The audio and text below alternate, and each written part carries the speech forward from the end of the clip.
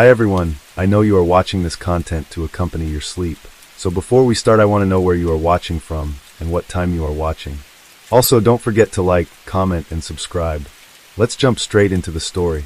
In the quiet town of Palagonia, nestled in the heart of Sicily, Italy, the summer of 2015 was drawing to a close. The residents, known for their warm hospitality and tight-knit community, were preparing for the transition into autumn. Among them were Vincenzo Solano, 68, and his wife, Mercedes Ibanez, 70. Vincenzo, a native Sicilian, and Mercedes, originally from Catalonia, Spain, had met years prior while working in Germany. Their shared experiences as immigrants had forged a deep bond between them, leading them to settle in Palagonia over 4 decades ago. Here, they built a life, raised 2 daughters, Rosita and Manuela, and became beloved members of the community. Their home was a modest yet comfortable abode, reflecting the simplicity and contentment of their lives.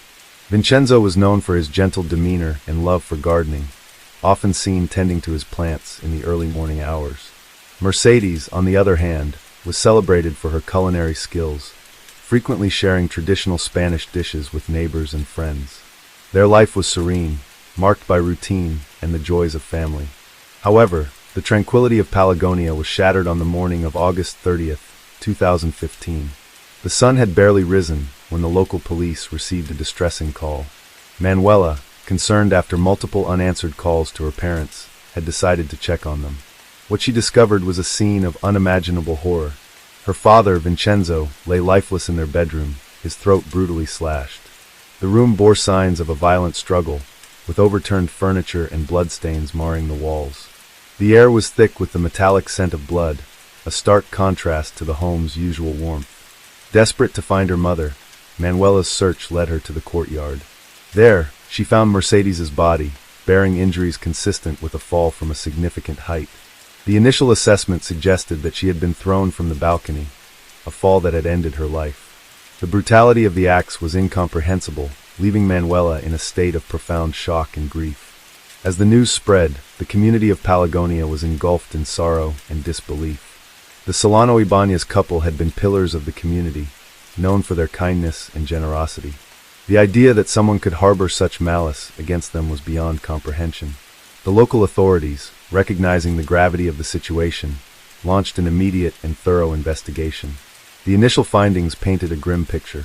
Vincenzo appeared to have been attacked in his sleep, a cowardly act that spoke to the perpetrator's ruthlessness. Mercedes's injuries suggested a desperate attempt to escape her assailant, culminating in her tragic fall. Further examination revealed additional wounds on both bodies, inflicted by a sharp instrument, possibly a screwdriver or a similar tool. The nature of the injuries indicated a frenzied attack, driven by uncontrollable rage or desperation. In the midst of processing the crime scene, investigators received a significant lead. Earlier that morning, security personnel at the Caraminio Refugee Center, located not far from Palagonia, had detained an 18-year-old Ivorian asylum seeker named Mamadou Kamara. He had been apprehended while attempting to leave the center with a bag containing suspicious items. Among the contents were personal belongings, including jewelry and electronics, later identified as property of the deceased couple. Additionally, Kamara was found wearing clothes that, upon closer inspection, were determined to belong to Vincenzo. The evidence was compelling, but the authorities were cautious. The brutality of the crime, coupled with the sensitive nature of the suspect's status as an asylum seeker, necessitated a meticulous and unbiased investigation. Kamara was taken into custody for further questioning, while forensic teams worked tirelessly to gather more evidence from both the crime scene and the items found in his possession. As the investigation progressed, the community grappled with a complex mix of emotions. Palagonia had a history of welcoming outsiders, and the Caraminio Center had been a focal point for discussions about immigration in the region. The alleged involvement of a resident from the center in such a heinous crime threatened to ignite tensions and challenge the town's values of inclusivity and compassion. In the days following the murders, local authorities increased their presence in the area, both to reassure the public and to prevent any potential acts of retribution. Community leaders and local officials called for calm, urging residents not to let anger and fear overshadow the principles of justice and due process. The focus remained on uncovering the truth and ensuring that the perpetrator, regardless of their background, was held accountable for the atrocious acts committed against Vincenzo and Mercedes. The investigation continued, with each piece of evidence bringing the authorities closer to understanding the events of that fateful night. The path to justice was fraught with challenges, but the resolve of the investigators and the resilience of the Pelagonia community remained steadfast. The memory of Vincenzo and Mercedes served as a poignant reminder of the fragility of life and the enduring strength of a community united in the face of tragedy. The investigation into the brutal murders of Vincenzo Solano and Mercedes Ibanez continued with mounting urgency. The small town of Pelagonia, once a peaceful enclave of old traditions and quiet routines, had been thrust into the national spotlight. News of the killings spread quickly across Italy, reigniting debates about immigration, crime, and the challenges of integrating asylum seekers. Television crews arrived, reporters swarmed the narrow streets, and local residents found themselves at the center of a story that extended far beyond their community. While public speculation ran rampant, investigators worked tirelessly to piece together a clear timeline of events. The forensic team combed through the victim's home, documenting every trace of evidence left behind by the killer. Blood spatter analysis suggested that Vincenzo had been attacked while still in bed, caught off guard in what should have been the safety of his own home. Defensive wounds on his hands and arms indicated that he had struggled against his attacker, but the deep gash across his throat left little doubt. Whoever had done this wanted him dead in the most brutal way possible. Mercedes's body was examined with equal care. Her injuries, consistent with a fall from the balcony, showed multiple fractures and internal trauma. But there was something more. Cuts and bruises on her arms and torso suggested she had been assaulted before being thrown to her death. Investigators theorized that she had woken up during the attack on her husband, either startled by the commotion or having sensed an intruder. In a desperate attempt to escape, she may have tried to flee, only to be overpowered and thrown from the balcony. One of the most chilling aspects of the crime was the apparent lack of forced entry. The front door was closed but not locked, suggesting that the killer had either been let in by the victims, perhaps under false pretenses, or had entered through another means. This detail led police to suspect that the assailant may have had prior knowledge of the home's layout or habits of the couple. The nature of the crime, sudden, violent, and without clear financial motive, only deepened the mystery. Meanwhile, Mamadou Camara, the 18-year-old asylum seeker detained at the Caraminio Refugee Center, remained in custody. Under questioning, he denied any involvement in the murders, claiming he had never been to the victim's home. His demeanor was a mix of defiance and confusion, as if he could not fully comprehend the gravity of the situation. However, the items found in his possession, jewelry, a cell phone, and clothing belonging to Vincenzo, painted a damning picture. A deeper investigation into Camara's background revealed that he had arrived in Italy months earlier after a perilous journey across the Mediterranean. Like thousands of others, he had fled war, poverty, and instability in his home country, seeking refuge in Europe. The refugee center at Caraminio, where he had been housed, was known for overcrowding and frequent clashes between different groups of migrants. It was a place of frustration, uncertainty, and at times desperation. Security footage from the center provided a crucial breakthrough. The recordings showed Camara leaving the facility late at night, hours before the estimated time of the murders. He had managed to evade the guards, slipping away unnoticed.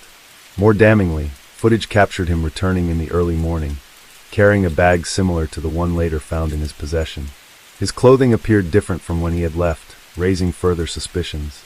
As forensic experts examined the clothing and items recovered from Camara, they made a discovery that would significantly strengthen the case against him. Traces of Vincenzo's blood were found on the fabric. The evidence was no longer circumstantial. It directly linked Camara to the crime scene. Yet, the motive remained elusive. Why would an 18-year-old asylum seeker, with no apparent connection to the elderly couple, commit such a horrific act? Theories emerged.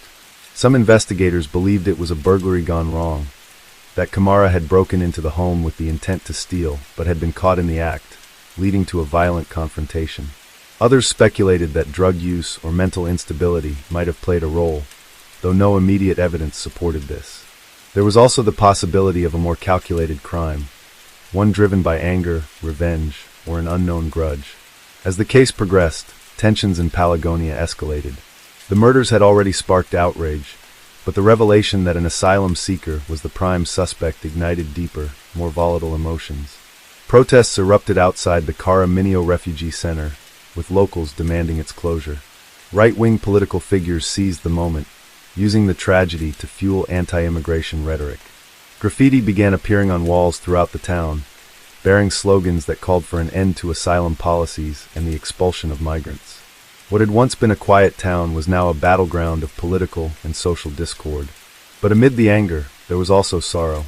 The daughters of Vincenzo and Mercedes, devastated by the loss of their parents, pleaded for justice but also for reason. In a tearful statement to the press, Rosita, the eldest, spoke of the love her parents had for Pelagonia and their belief in kindness. They opened their hearts to everyone, she said, and they did not deserve this. But we cannot let this tragedy be used to spread more hate. The trial of Mamadou Camara moved forward rapidly. Prosecutors, armed with forensic evidence, security footage, and witness testimonies, built a strong case against him.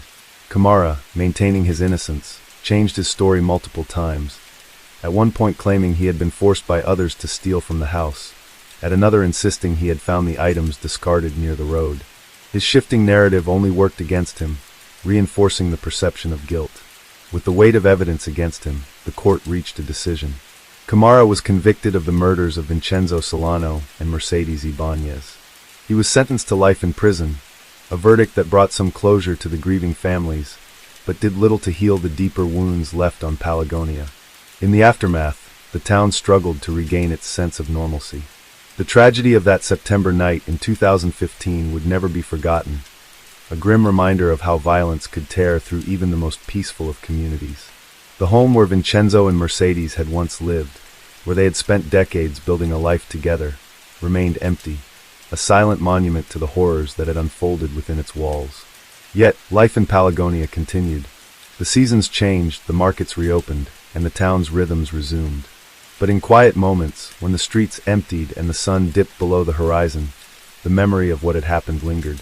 A crime so brutal, so senseless, had left its mark, not just on the family of the victims, but on an entire town, forever altered by the darkness that had once visited its doorstep. The trial of Mamadou Camara had concluded with a life sentence, but the impact of the crime lingered far beyond the courtroom. In Pelagonia, the murders of Vincenzo Solano and Mercedes Ibanez had left a scar, an unspoken weight that settled over the town like an autumn fog. The home where they had lived, once filled with laughter and the smell of freshly baked bread, stood empty. Its windows, once open to welcome neighbors, were now closed, the curtains drawn like eyelids over a restless past. No one spoke of buying it. No one wanted to live in a place where such horror had occurred. The daughters of the victims, Rosita and Manuela, struggled to move forward. The pain of their loss was compounded by the media frenzy that had surrounded the case. Every headline, every televised debate about immigration and crime, felt like another wound. They had buried their parents, but the world refused to let them rest. Strangers wrote letters, some offering condolences, others using the tragedy to push their own agendas. Politicians continued to argue about the implications of the case, twisting their parents' deaths into a talking point for their campaigns. Rosita tried to return to her job as a schoolteacher, but the whispers in the hallways followed her.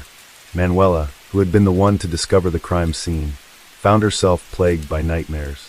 She could not shake the image of her father's lifeless body, of the dried blood on the floor, of her mother's broken frame in the courtyard. Therapy helped, but only so much. The trauma was not something she could leave behind.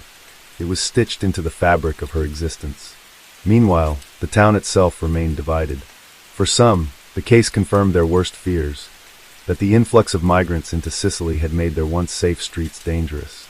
For others, it was a reminder that violence and cruelty were not confined to any one group of people, that evil could exist in any form. But the fear was tangible.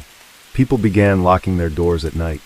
The elderly, once comfortable sitting outside their homes late into the evening, now retreated indoors at sunset. A silent shift had taken place, one that could not be measured in statistics, but was deeply felt in the rhythm of daily life. At the Kara Minio Refugee Center, the mood was tense. The case had cast a long shadow over the facility, fueling resentment from both inside and outside its walls. The other residents of the center, many of whom had fled war and persecution, felt the weight of Camara's crime hanging over them. They faced increased hostility from locals, who now viewed them with suspicion. There were reports of harassment, of shopkeepers refusing service, of slurs muttered under breath as they walked the streets. The crime of one man had tainted them all in the eyes of many. The Italian government, already struggling with the broader European migration crisis, faced pressure to tighten security at refugee centers and implement stricter policies for asylum seekers. In the wake of the murders, new measures were put in place, making it harder for migrants to leave the centers without supervision. Protests erupted, some demanding harsher immigration policies, others calling for fair treatment of refugees. The debate raged on, but for the people of Pelagonia, the focus remained on the 2 lives that had been lost. As the years passed, the memory of the crime remained, though its sharp edges dulled with time. The newspapers moved on to other stories.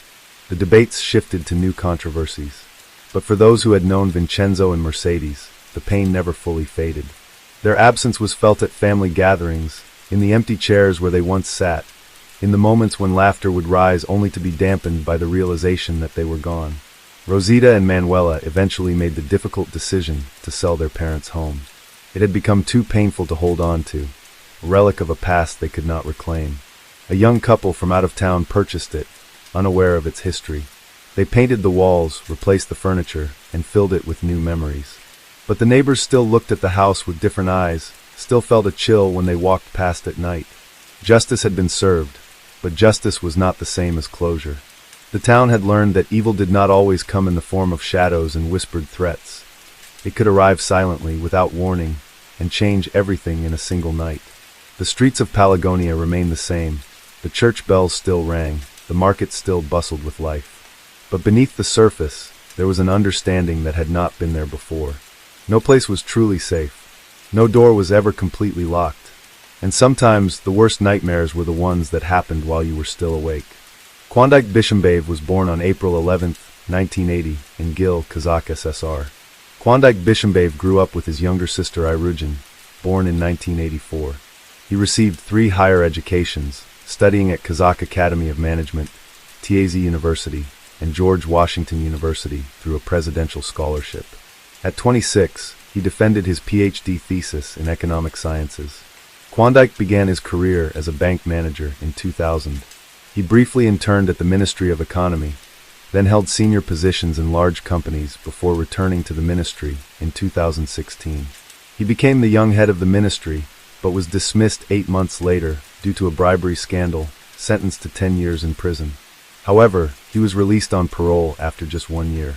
In his personal life, Klondike was married twice. His first wife, whom he married in 1999, and had a son in 2000. They divorced in 2004. In 2006, he married, with whom he had 3 children before divorcing in 2020. After a few years, he married Sultanat Nuknova. Sultanat Nuknova was born on May 15, 1992, in Pavlodar, Kazakhstan. She was the youngest of 2 children to businessman father and economist mother. Her uncle was a prominent politician. As a schoolgirl, Sultanat became interested in astrology, studying literature and making accurate predictions for friends and classmates. She turned her hobby into a career, achieving success quickly. Sultanat promoted her astrological services on social media, offering consultations, forecasts, and guidance on goal achievement, career choice, and spiritual growth. She also gave advice on love affairs and relationships, with a client base consisting only of women and girls. She quickly achieved financial independence by doing what she loved. Her services were in high demand, with consultations scheduled months in advance. She had gained a large following on social media and was living her dream life. In spring 2022, Klondike stumbled upon Sultanat's page on a popular social network. He liked Sultanat and decided to contact her for an astrological consultation, but she turned him down, saying she only served women. This rejection only fueled his interest, and the politician persistently tried to get her attention, showering her with compliments, convinced that only she could help him as a trusted specialist. Sultanat was flattered, but refused to meet Klondike, who repeatedly asked her out despite Sultanat offering online consultations. He persisted for months, gathering information about her life, habits, and interests, but she remained uninterested. Sultanat initially refused to meet the man, but eventually agreed to a meeting for face-to-face counseling. Despite his good impression, polite behavior, and courtesy, she told her brother that he was not her type and they wouldn't match. Initially, Sultanat was not worried about Klondike because she knew she could keep him. However, within a month, the situation changed when Klondike gained influence by befriending a respected older member of the family, Sultanat's grandmother. Klondike asked to speak to Sultanat's grandmother, asking for her support in case Sultanat changed her mind about marrying him. This gesture touched Sultanat, but she still refused to pursue a relationship with him. Sultanat visited her parents in Pavlodar in fall 2022 and mentioned no serious changes in her personal life were expected. She confided in her brother that the 12-year age difference with Klondike confused her, and she wasn't attracted to him, also citing astrological incompatibility. Sultanat's brother was shocked to see a post on his social media that his sister had accepted Klondike's marriage proposal just a month after their visit. This news surprised both her family and friends, as she had recently said that nothing serious would happen. A few months later, in December 2022, they held a luxury wedding at a budget establishment in Astana. The marriage was not officially registered, with they opting for a mosque ceremony instead. Sultanat's attitude towards her partner changed significantly after the wedding. She praised his intelligence, education, and conversation skills to friends and denied his involvement in a corruption case that led to his brief imprisonment, claiming he was framed. From the outside, they seemed happy. He showered her with gifts, and she called him the perfect husband. Friends envied their relationship, thinking she was lucky. However, this didn't last. After the wedding, they moved into his parents' house, where his mother, Almira, spoiled her with gifts and protected her from household chores, but couldn't shield her from her son's true nature. Sultanat would periodically visit her parents with her husband, but she wouldn't invite them to her home because it would annoy Klondike and cause arguments. At first, none of her relatives were aware of this. However, less than a month after the wedding, on New Year's Eve, Sultanat's brother visited and witnessed a disturbing scene. A large, festive table had been set, but the celebration was only for the immediate family. When Klondike's cousin and his wife arrived with gifts for everyone, Sultanat was embarrassed because she didn't have a gift in return. She quickly found a solution by giving Klondike's cousin's wife a bottle of expensive perfume that her husband had bought her the day before, but she hadn't had a chance to open it yet. Klondike was not just displeased, but enraged by her actions. He yelled at her, claiming she had no right to give away something he had paid for, and began insulting her. The guests quickly left, and when her parents tried to intervene, they were rudely shut down. In a fit of rage, Klondike overturned the table, spilling food and drinks everywhere, and ruining the New Year's Eve celebration. Sultanat's brother was shocked by the scene and didn't know how to react. The next day, Sultanat confided in him over the phone that her husband's behavior had changed dramatically since their wedding, and she was unsure of the reason, but hoped the situation would improve with time. Sultanat Nukanova's brother advised her to end the relationship and return home, but she flatly refused. 2 months later, she sent him selfies showing severe bruises on her face, asking him not to ask any questions. Concerned, her brother tried to contact her, but she didn't answer his calls. He then reached out to her husband, Klondike, who agreed to meet with him.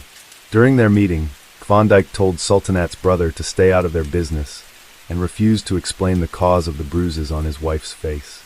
Klondike was also unable to account for Sultanat's whereabouts, which filled him with uneasy thoughts. Fortunately, Sultanat was eventually found at her parents' country home. Despite the pleas of loved ones, Sultanat returned to her husband, insisting that she loved him and was willing to do anything to save their marriage. For a while, he behaved impeccably, showering her with gifts and promising to change for her sake. They even took a vacation together to a popular resort in the Maldives, where they appeared to be very happy.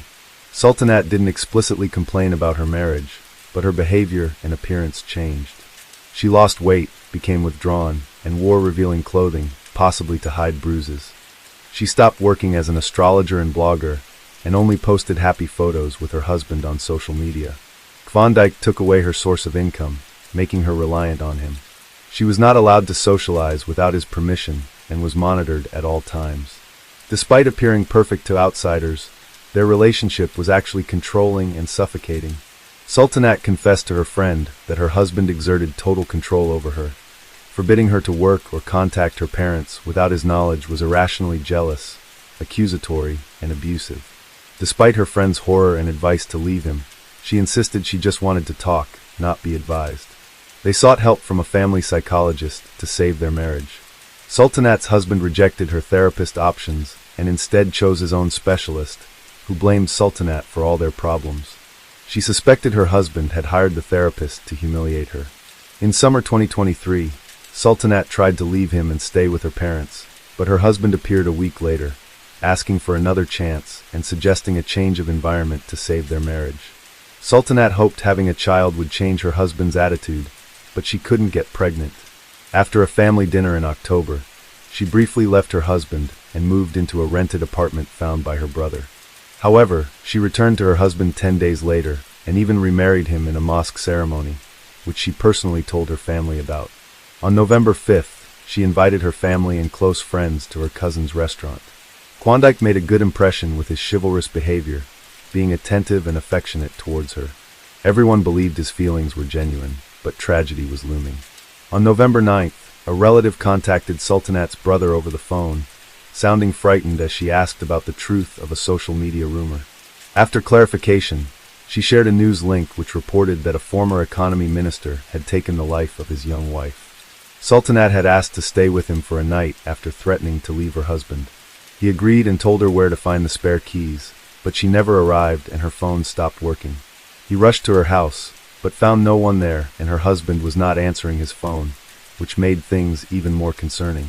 The decision was made to immediately go to the family restaurant, where Sultanat was last in contact, to search for answers. While on the way, he received a call from his frightened parents, who had also read the news and were trying to find out what had really happened. However, he couldn't provide them with any information and only promised to look into it. When he arrived at the restaurant, he was met by police officers who expressed their condolences and informed him that his sister had sadly passed away before receiving medical attention. Overwhelmed and disbelieving, he struggled to accept the news, but tragically, it was confirmed to be true. By the time he arrived, the main suspect, Klondike, had already been arrested and taken to the station.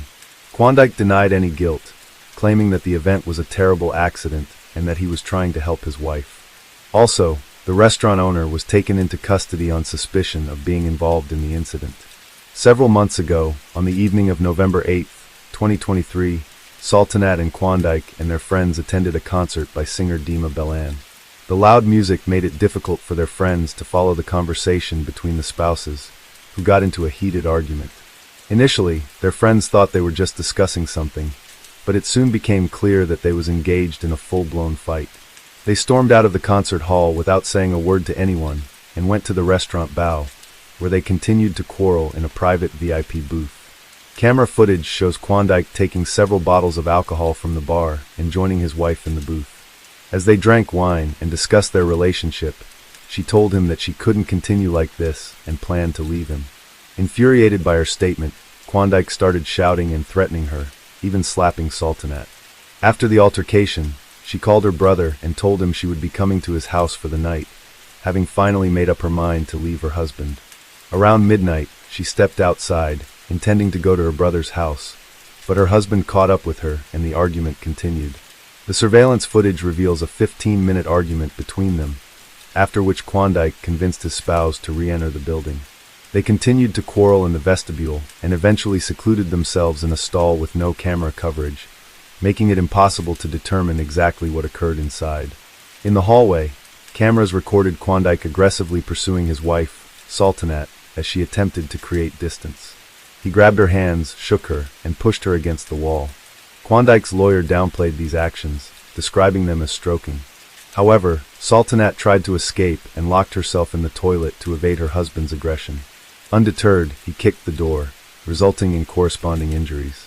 After forcing his wife to open the door, Klondike physically assaulted her, striking her multiple times in the face. He berated her, claiming that she lived at his expense. The events that followed are unclear, but Klondike alleged that his wife had an angry outburst and, in a fit of rage, removed all her clothes and jewelry, flushing them down the toilet to demonstrate her independence from him. According to another account, Klondike allegedly forced his wife to undress, intending to humiliate her further after the gold jewelry was lost down the drain. This led to Klondike becoming enraged, punching his wife in the face multiple times, and then pushing her with such force that she fell and hit the toilet. However, during the trial, Klondike claimed that his wife was intoxicated and had fallen several times while undressing, hitting her head on the tiles and plumbing fixtures. Klondike and his wife had planned to go home after leaving the restaurant, but he refused to drive due to his intoxication. He was ashamed of his drunken wife, who was wearing only underwear under her coat and didn't want to call a cab. They decided to return to their VIP booth instead. However, when Sultanat stopped to look at her reflection in the mirror, her husband forcefully pushed her towards the exit. This quickly escalated into a brutal assault as he mercilessly beat her with his hands and feet and dragged her by the hair.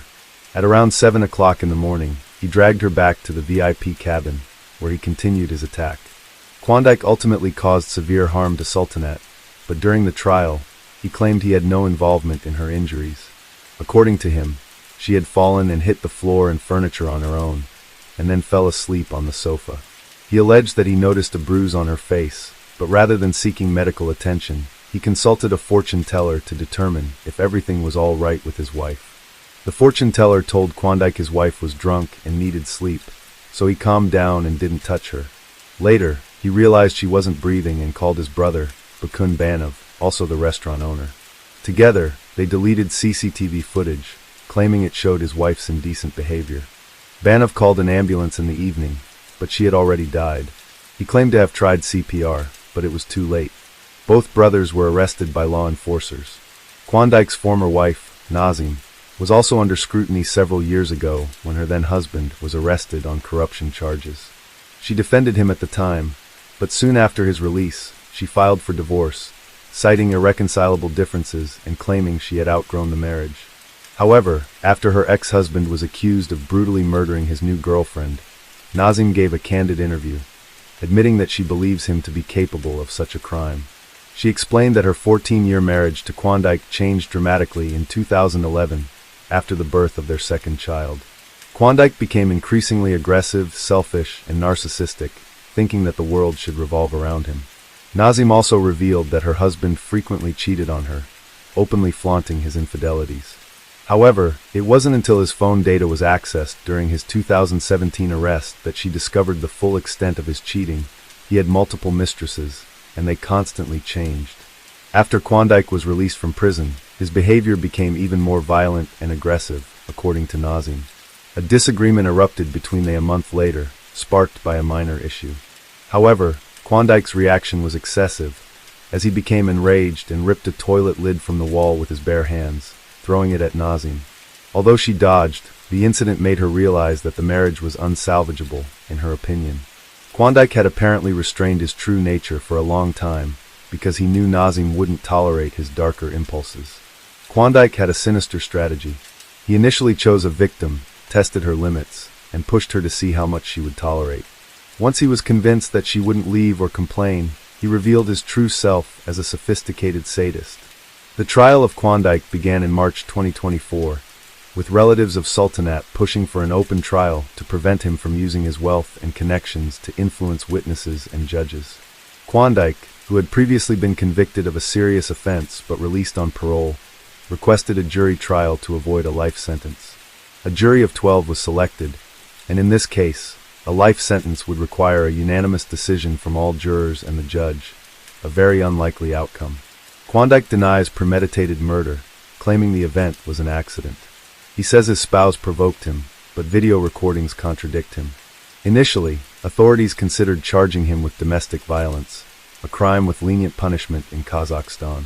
However, this sparked outrage, particularly from the victim's mother, who feels her son-in-law may get off too lightly, undermining her faith in justice. A law was approved in April 2024 to toughen penalties for domestic violence in Kazakhstan following public outrage. Klondike tried to pressure his brother into giving false testimony, and also attempted to discredit his late wife in court, calling her an inadequate, unbalanced, and alcoholic who provoked him. He claimed he acted in a state of passion, hitting her only a few times, and that her other injuries were self-inflicted from falling under the influence of alcohol. However, Klondike was alleged that he didn't allow called medics for Sultanat, and was instead concerned with deleting footage from cameras. Klondike ordered his brother to fake his wife's phone activity, making it seem like she was home. However, the plan didn't work. Klondike was found guilty of murder and sentenced to 24 years. Klondike's brother Bakun Banov was given a 4-year sentence for complicity. Sultanat's family expressed dissatisfaction with the court's decision. Her father hoped for a life sentence for his former son-in-law, calling any other verdict unfair. Today we're going to take a look at another horrible case with you. The case of Antonia Barra. Antonia was born in the late 1980s to a loving family that valued closeness and togetherness. Her parents, Alejandro and Marcela, raised 5 children in a spacious home, providing a nurturing environment where care and attention were abundant. The children were well-behaved and kind, and the household was generally free of significant problems. Antonia, however, stood out from her siblings due to her exceptional qualities from a young age. She was remarkably perceptive, responsible, and ambitious, which made her a source of great pride for her parents. She consistently excelled academically, had positive relationships with her teachers, and had clear plans for her future. Antonia's aspirations included traveling and living a fulfilling life. After high school, Antonia successfully enrolled in her preferred university and began pursuing a highly competitive major. As a freshman, she dedicated herself to mastering the fundamentals of her chosen profession and actively participated in both academic and social activities, forming close bonds with like-minded friends who shared her interests and ambitions. Antonia had become particularly close to Consuelo Uribe, a law student. They friends enjoyed spending time together, going shopping, attending parties, and socializing. Their friendship deepened over time. When Antonia's boyfriend Rodrigo broke up with her, Consuelo suggested a distraction to help her cope with the heartbreak. Antonia, struggling to come to terms with the breakup, welcomed her friend's idea. To take her mind off the past and briefly escape her sadness, Antonia and Consuelo planned a trip to Pucón, a tourist town in Chile, to celebrate the country's Independence Day on September 18th. The music festival was scheduled to take place at the Black Room Club on the evening of September 17th. At around 6:30 p.m., Antonia, Consuelo, and 3 other friends, including Consuelo's boyfriend, set off for Pucón. The trip was smooth, and upon arrival, the group stayed in separate accommodations, with they staying in a summer house owned by the Uribe family. After 8 p.m., they got ready to head to a party at Black Room, a well-known spot that promised an unforgettable night. Before leaving, Antonia texted her dad, who reminded her to be careful around people she didn't know. Antonia assured him that being cautious was second nature to her. They had a great time chatting and dancing with friends. As fate would have it, Martin and Antonia unexpectedly ran into each other at the club. They were thrilled to see each other and spent the evening together, chatting and dancing. Throughout the night, Antonia would occasionally leave Martin's side to check in with her friend and greet other male acquaintances she had met while bar hopping. However, she didn't realize how much she had been drinking, likely due to the long drive and her empty stomach. This was unusual for her, as she normally didn't let herself get carried away with alcohol. Consuelo told Antonia it was time to leave the club, but Antonia was having too much fun and refused to go. Consuelo warned her to stop drinking and think about leaving, but Antonia was determined to stay. Despite Consuelo's concerns, Antonia chose to stay at the club, and Consuelo left without her.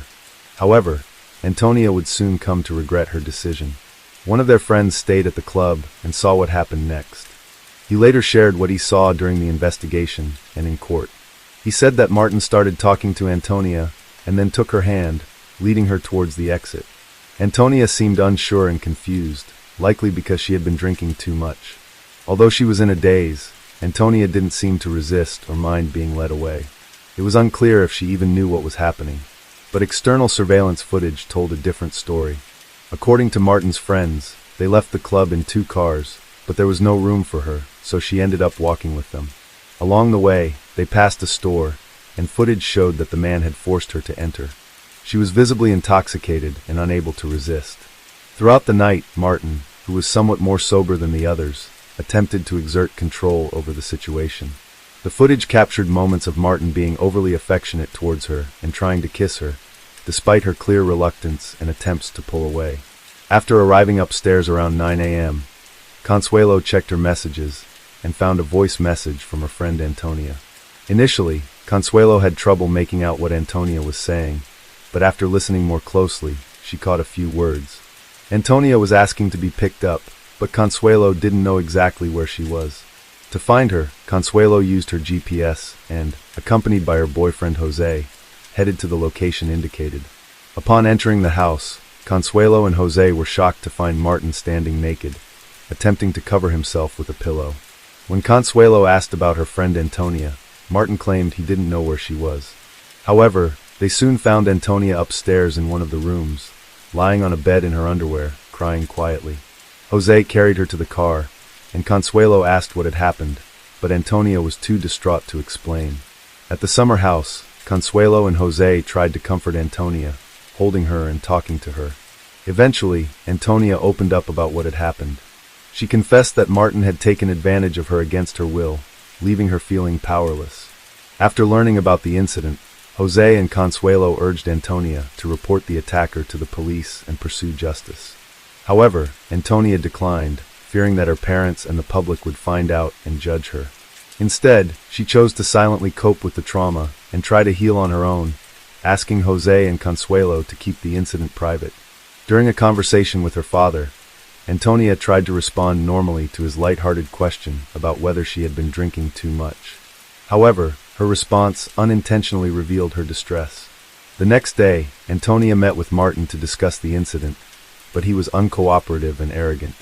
Martin claimed that the events of the previous night were consensual, which made Antonia realize that she would not receive the truth or an apology from him. She understood that she needed to try to move forward. Antonia stayed quiet and acted normal for 3 weeks.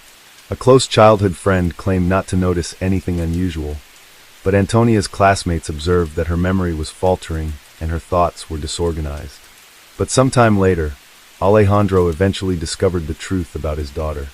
Alejandro shared his daughter Antonia's heartbreaking story, which sparked a nationwide movement.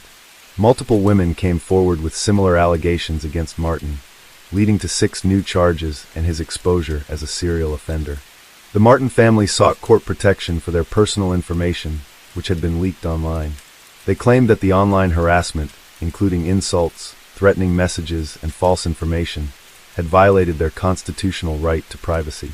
The court agreed, and on June 12, 2020, it ordered Antonia's relatives to stop sharing information about the Martin family on social media and to refrain from publishing anything that could compromise them.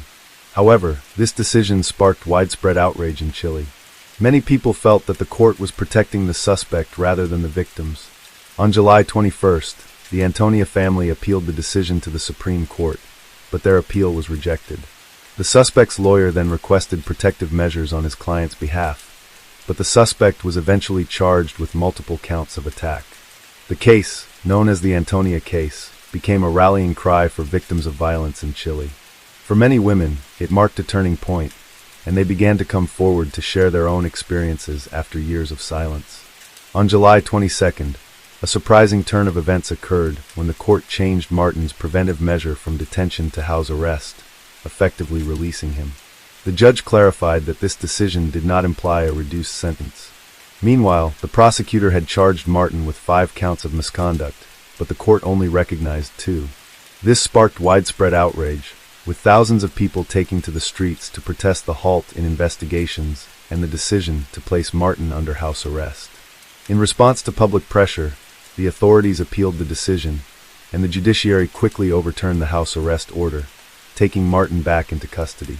Antoniette stressed the importance of taking action against Martin, as his behavior made women vulnerable. In February 2021, investigators found Martin's phone, which contained a disturbing collection of photos of women's underwear, suggesting a trophy collection. The 400-page police report included statements from multiple victims, witnesses, and people close to Martin and Antoniette.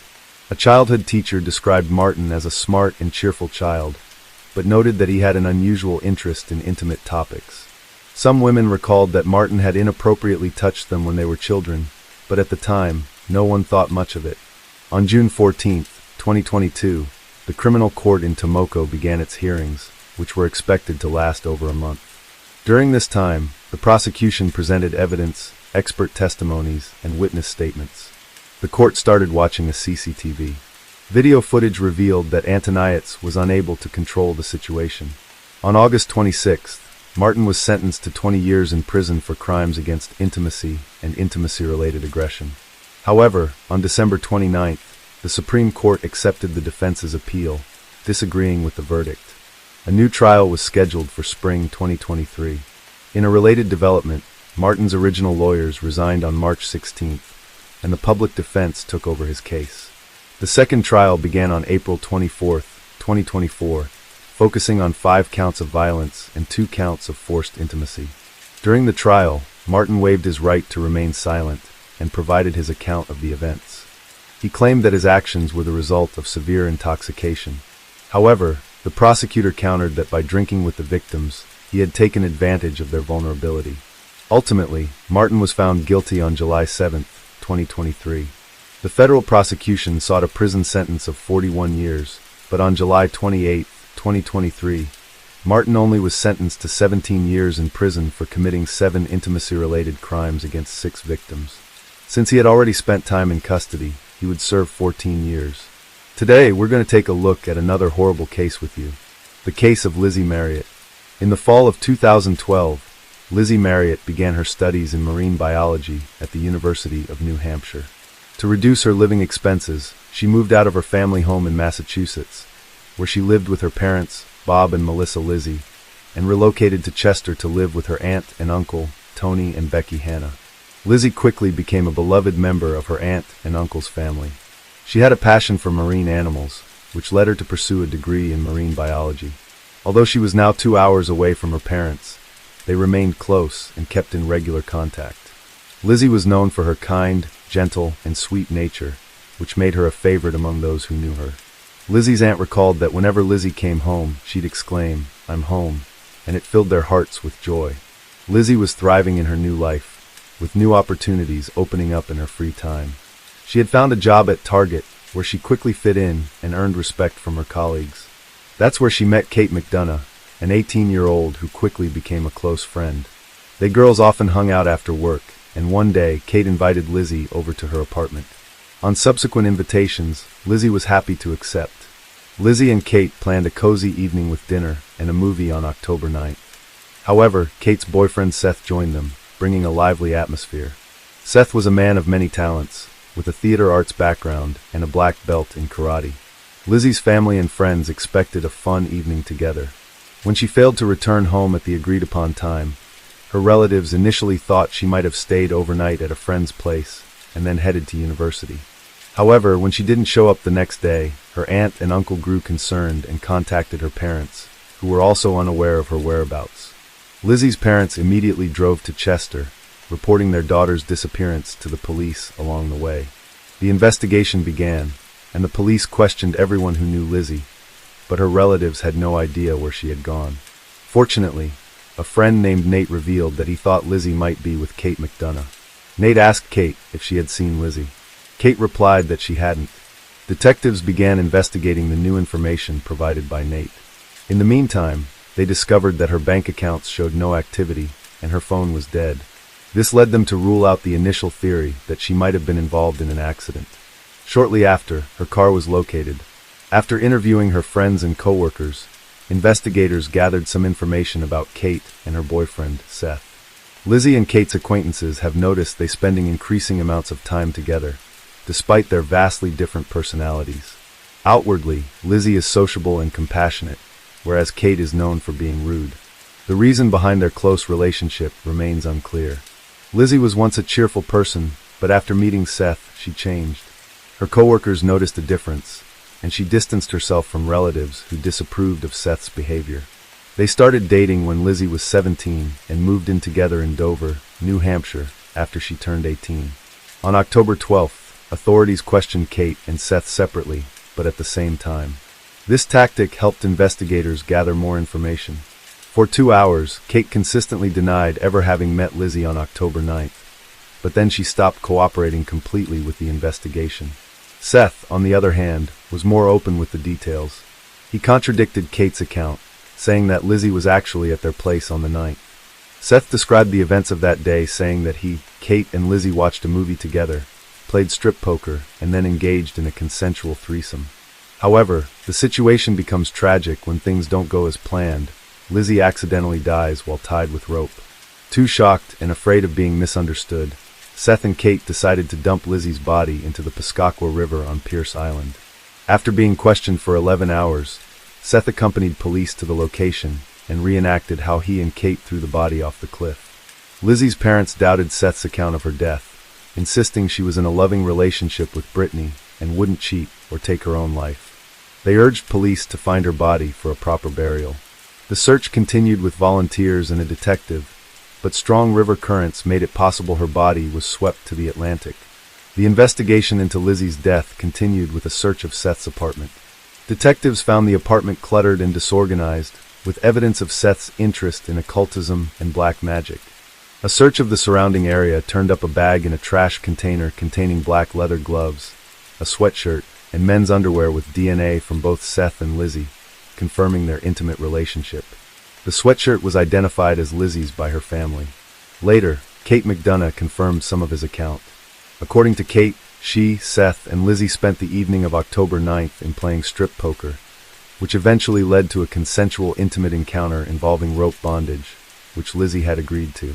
Lizzie Marriott was having a good time until she suddenly had a seizure, suffocated, and lost consciousness. She stopped breathing when Seth and Kate lifted her up. Kate thought it was an accident, but an unexpected witness's testimony took the investigation in a new direction. A young woman visited the police station, claiming to have crucial information about the Lizzie Marriott case and requesting to speak with the lead detectives. During the conversation, she introduced herself as Catherine Fish, Seth Mella's ex-girlfriend. Her statements implied that Seth was capable of murder. She revealed that Seth had once confided in her about a fantasy in which he took someone's life. To understand Catherine's testimony, it's essential to examine her past relationship with Seth. They met 10 years ago, and initially Seth seemed attentive and caring. However, during their first intimate encounter, Catherine discovered Seth's interest in BDSM. Seth initially seemed great, but he revealed a cruel and controlling side over time. He didn't tolerate disagreement or boundaries. After sharing dark fantasies, kind of felt trapped and scared, especially when Seth physically attacked her, grabbing her throat and refusing to let go despite her pleas. This incident shattered her illusions about their relationship. After moving to a new city, kind of felt isolated and alone, dependent on Seth. As his behavior escalated, he introduced other women, proposing a polyamorous relationship. Kind of felt trapped, afraid to leave due to Seth's controlling behavior. It took months for her to gather the courage to escape the toxic relationship.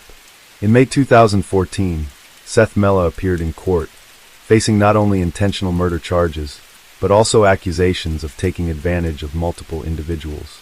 Several people testified against him, including Kate McDonough. 2 months after Lizzie's death, Kate was arrested and held in custody on charges of obstructing justice and interfering with the investigation. During her time in custody, Kate had ample opportunity to reflect on the events and consider who she was protecting. While imprisoned, Kate and Seth stayed in close touch and envisioned a life together in a country where they could not be extradited. They shared dreams of getting married, starting a family, and building a future, but their escape plan stalled in the winter of 2012. Seth convinced his cellmate, Ryan Bachman, who was about to be released, to help their escape. The plan was for Ryan to use his bank account to withdraw money, buy drugs, and sell them to increase their initial investment. They intended to use the money to purchase guns, 2 cars, explosives, and a boat. Ryan had different intentions and chose to keep the money for himself, causing Seth to give up on their plan to escape. Meanwhile, authorities became aware of their scheme. Seth wrote to Kate and hinted at a reunion in the afterlife, suggesting he believed in its existence. This could imply that Seth was vaguely suggesting Kate should consider ending her life to join him in the afterlife. As time passed, Kate's thoughts became clearer, allowing her to make a more rational decision when the prosecutor's office presented her with a favorable deal in 2014. Under the agreement, Kate was required to reveal the truth about the events that occurred on the evening of October 9th, and in return, her potential 20-year prison sentence was significantly reduced to 3 years. This offer was especially beneficial in light of the circumstances that later came to light during the investigation.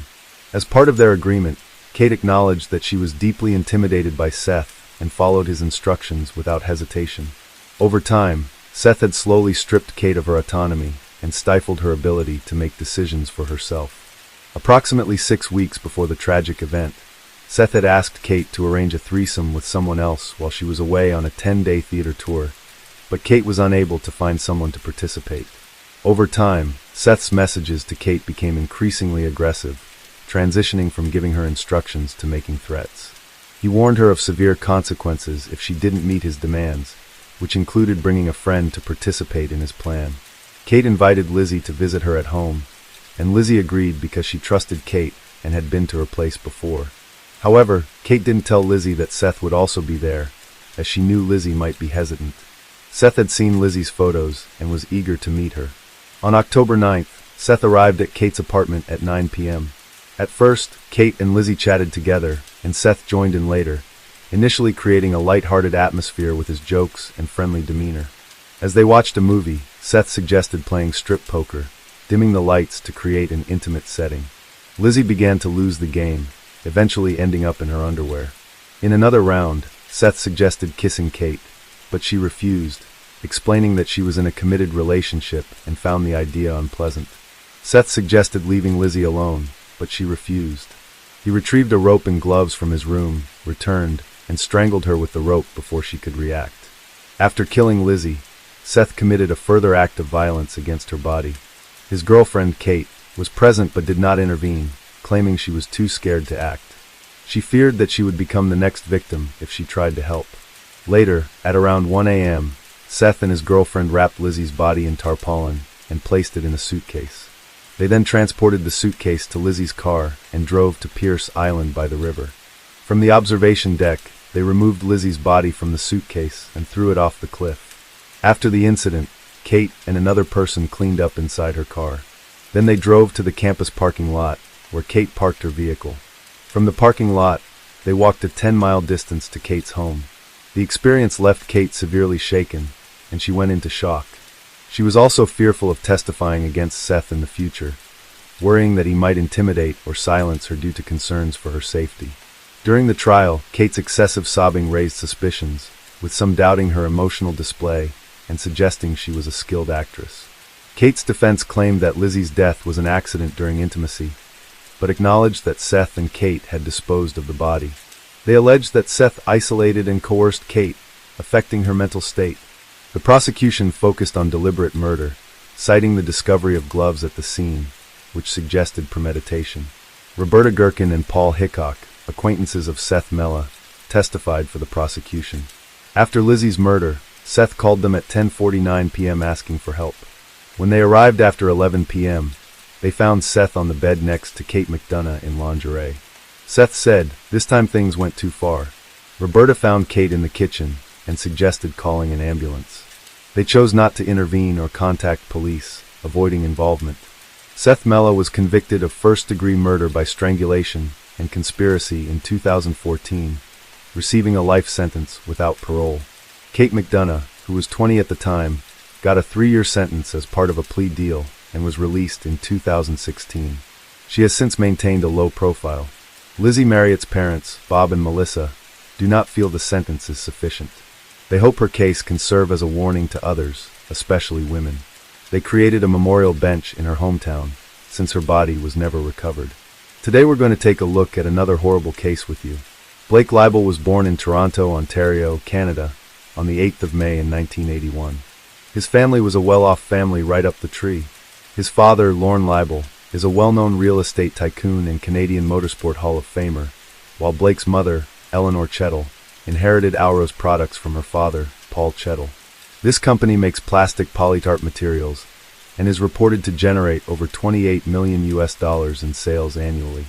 But while grandfather Paul Chettle was a success, it was reported that he was known to be a control freak and bully. Paul's wife, Blake's grandmother, suffered from a severe mental illness of some kind. The specific diagnosis remains unknown, but what is known is that when Paul Chettle passed away, he left a will behind that withheld inheritance from his family, pending not only alcohol and drug screening, but also an HIV test.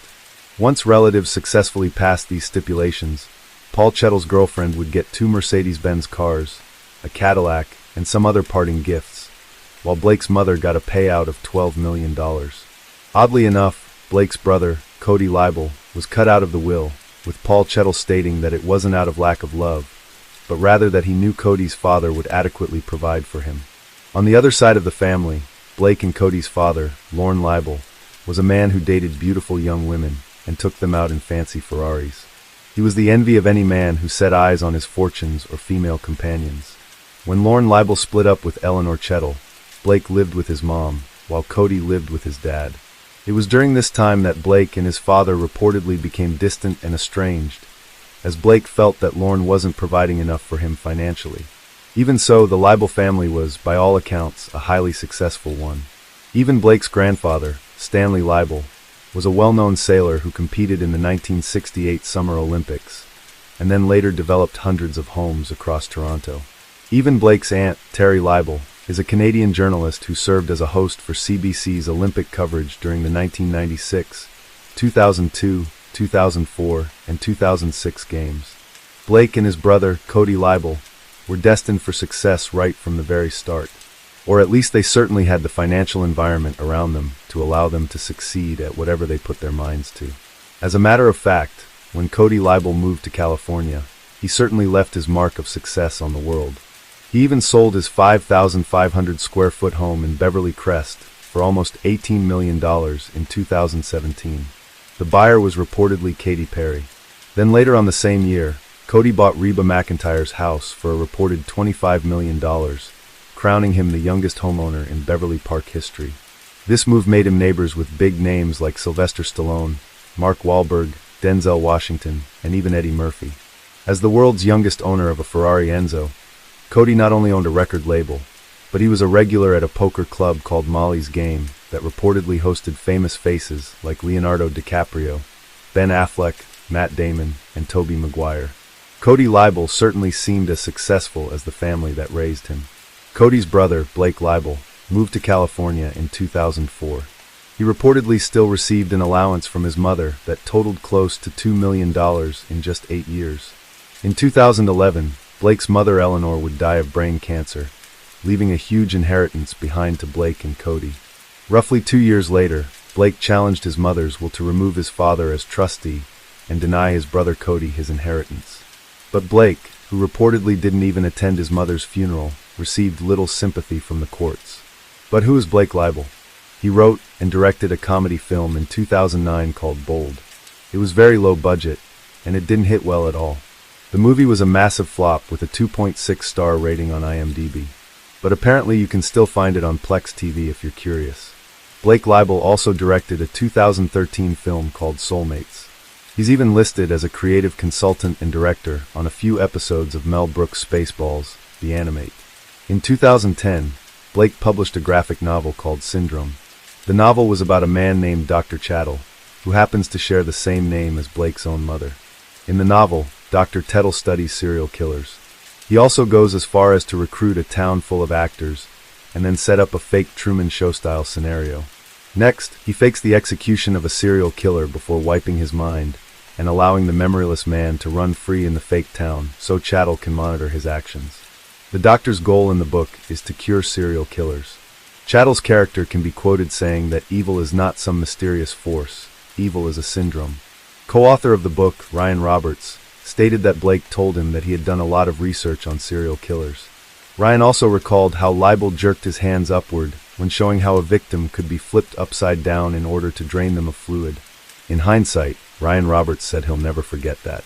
While Blake didn't actually write or illustrate the final edition of Syndrome, he was credited as creator of the book. And he wrote an introduction at the start of the novel, asking the question, if you loved hurting things, what would you do? Syndrome, Blake's biggest success, and it ended up with him giving away stacks of the graphic novels for free at Comic-Con in San Diego. A producer said Blake wanted to be a respected comic book artist, and he used his cash to try and buy that image. He tried hard to come across as cool and edgy, but it was clear to everyone that Blake Libel had some serious mental issues that he needed to address. His mental state had begun to deteriorate, and he was spiraling into a dark abyss. Those close to him had started to recognize the signs, but none could foresee the depths to which Blake would ultimately sink until it was beyond anyone's reach to save him. Blake Libel had quite the romantic life. In 2006, Blake met a Californian model named Amanda Braun. Amanda was previously in a relationship with Andrew Alchek, who died in prison following convictions for crimes committed as a crooked hedge fund manager. After 5 years of dating, Blake and Amanda finally tied the knot in 2011. Not long after the wedding, Amanda Braun Libel gave birth to a son. While the couple appeared to live comfortably in their Beverly Hills mansion, Blake continued to cash in and spend his checks pretty much as quickly as he received them. He reportedly smoked weed constantly and came up with various plans for success, but none of his ideas proved fruitful. During this time, one of Libel's friends said Blake was developing a dark obsession with brutal violence. It was like Blake was becoming a different person. He was distant and paranoid. Then in the summer of 2015, Blake left Amanda while she was pregnant with their second child. This was reportedly due to his pot-smoking habit consuming his life. But I'd say there was more than a marijuana issue brewing. Blake began isolating from almost everyone as he sank deeper into a world filled with gore, violence, and darkness. He even stopped returning his family's calls and began to suspect that his brother Cody was in deep debt to some Russian gang members, and he was worried it could potentially bring harm back his way. But there was never any evidence that Cody Libel owed any major debt like that, and no one could understand why Blake's sanity was spiraling out of control. But most of his friends claimed it was initially the death of his mother that brought on this dark madness. Eleanor Chattel's $5.5 million home in Toronto, plus the millions of other dollars acquired due to her death, just wasn't enough for Blake. He was broke, and when he failed to have his mother's will overturned in 2013, he turned to his father to help him pay for his mounting credit card debts. Then Blake was sued by his lawyers for non-payment in the unsuccessful case of Eleanor Chattel's will. After Blake split up with Amanda, he began pitching another original script called Psychopomp. It was about a caped vigilante that cuts off the heads of villains and then uploads his antics to YouTube. But reviewers of the script stated that it was terrible in every way possible. There wasn't one thing about Blake Libel's new project that anyone liked. It was likened to a bad rip-off version of Batman, where Batman is violent, psychotic, stupid, sadistic, and highly unlikable. Psychopomp was nothing more than a gratuitously violent film devoid of any imaginative flair. However, there were whispers that Hilary Shore, a producer involved in Children of Men, had expressed interest in the Psychopomp screenplay. Yet, this supposed development never materialized. While married to a pregnant Amanda Braun, Blake had started seeing Yana Kashin, a stunning 30-year-old Ukrainian former attorney from Kiev. In no time, Blake got her pregnant too, and for a while, they seemed happy and healthy as Blake pulled Yana into his fantasy world of Hollywood hot pink. All the while, his mental decline was picking up speed at a volatile pace. In May of 2016, Yana gave birth to a baby girl named Diana, and to outside observers, the new family appeared to be doing well. However, the reality was far from idyllic. Blake harbored intense jealousy towards the infant, as a storm of anger raged within him. No longer the sole object of Yana's affection, Blake found himself replaced by baby Diana, pushing him to new heights of psychological instability. He incessantly demanded sexual attention from Yana, threatening to abandon her for another woman if she refused his advances. In an attempt to salvage their relationship, Yana sent her newborn daughter to live with her mother in a nearby apartment, which Blake financially supported. Then on the 20th of May, Blake Libel was arrested for sexual assault, not far from his condo. The alleged victim was Blake's third girlfriend, Constance Bucafori. She'd been living in another house he owned that was also a couple of miles away from his West Hollywood apartment, where he lived with Yana. Constance claimed Blake forced himself on her in the house. Bucafori is known for being a storyboard artist on Aquaman, and working in the art department for films like Snow White and The Huntsman P.S. I Love You and the Emoji Movie. Blake Libel was released from custody around 15 hours after he was arrested, following a bail payment of $100,000. Yana had bailed Blake out of jail, but finding out about the affair with Constance was the final straw for her. She moved into her mother, Olga Kasiansma. There was only one door left to check, and it was locked. The cops tried to force the door open to the bedroom, but a mattress was barricading the door from the other side. The cops shouted for whoever was in there to come out, and that's when Blake's voice finally responded, saying he wasn't going to come out because he was scared that the officers were going to beat him up. They assured him that this wouldn't happen, and that they were just there to check on his girlfriend to make sure she was okay. Blake replied back that she was fine. He said she was at the hospital and gave them a room number. He also said that his father would be there soon, and that he wasn't coming out until then. Blake was referring to his accountant and mentor, Stephen Green. Blake had called Stephen around noon and asked him to come to the apartment. For a month before Stephen Green received that call, he had been unable to get in contact with Blake Libel. Green had called, messaged, left voicemails, and even emailed Blake several times, but he never got a reply. Stephen Green even left a voicemail on Blake's phone stating that he was worried about him and that he loved him. He said whatever was going on, he wanted to help him get through it. But as you're about to find out, it was way too late for that. When Green arrived at the condo, he spoke to Blake through the partially opened bedroom door in the apartment. A short while later, a detective arrived on the scene to find Green now in the living room talking to Blake on the phone. Leibel was still barricaded in the master bedroom. When Green hung up the phone, the detective asked him to call Blake back, which he did. After a few minutes of conversation, Blake Leibel finally agreed to come out. He was only wearing boxer shorts when he emerged from the room. Stephen Green gave Blake some clothing to put on. Luckily, officers checked the clothing first and found Leibel's passport and about $4,000 in cash. It's thought that he was going to try and make a break for it, but that never happened. As the officers entered the bedroom, one of them screamed, "She's on the bed." The detective immediately ordered everyone to go outside, and he called in the paramedics who were waiting on standby. Sadly, Yana Cashin was pronounced dead at 1:02 p.m. on May 26th. Yana Cashin's naked body was lying on a clean sheet and was covered by a red Mickey Mouse blanket on top of a blue polka dot blanket. Her head was on a pillow. There were abrasions and bruising on the left side of Cashin's face, consistent with blunt force trauma. There were human bite marks on Cashin's left jaw and left bicep, as well as fingernail marks under her jawline. Her scalp had been removed from around her eyebrows to the hairline on the back of her head. A large portion of skin on the right side of her face had also been removed. The skull bone was visible. There were cuts across her lower forehead, below the eyebrows. There was also a cut on the right side of her face, from her cheek to her jawline, and another on the left side of her face, toward where the ear should have been, but it was missing. The medical examiner later proposed that a sharp-bladed tool had been used to cut off the skin, but he also noted that some facial tissue had been ripped away by hand. Considering the extensive damage to Jana's face and skull, combined with the challenging nature of both cutting and tearing the tissue, the doctor believed that inflicting these injuries would have been a lengthy process. Moreover, the presence of inflammation in the tissue and bleeding from several severed samples led to the tragic conclusion that Jana Cashin was still alive while enduring this prolonged torture. The examiner also determined that there was no blood in Jana's heart, veins, or arteries. Half of Jana's blood supply was missing. This is highly unusual, even considering the weight of her injuries. Gravity wouldn't have been enough to drain that much blood from her body. Her heart would have had to have been pumping the entire time. It was the medical examiner's opinion that Blake may have drained Jana's blood by placing her in the bathtub with her head lower than her feet, and then running water over her head, which could have increased the blood flow and potentially interfere with clotting. Due to the presence of foam in her nostrils, the doctor concluded that Jana was probably submerged in water for at least 30 minutes. Her body was then washed and placed on the clean sheet.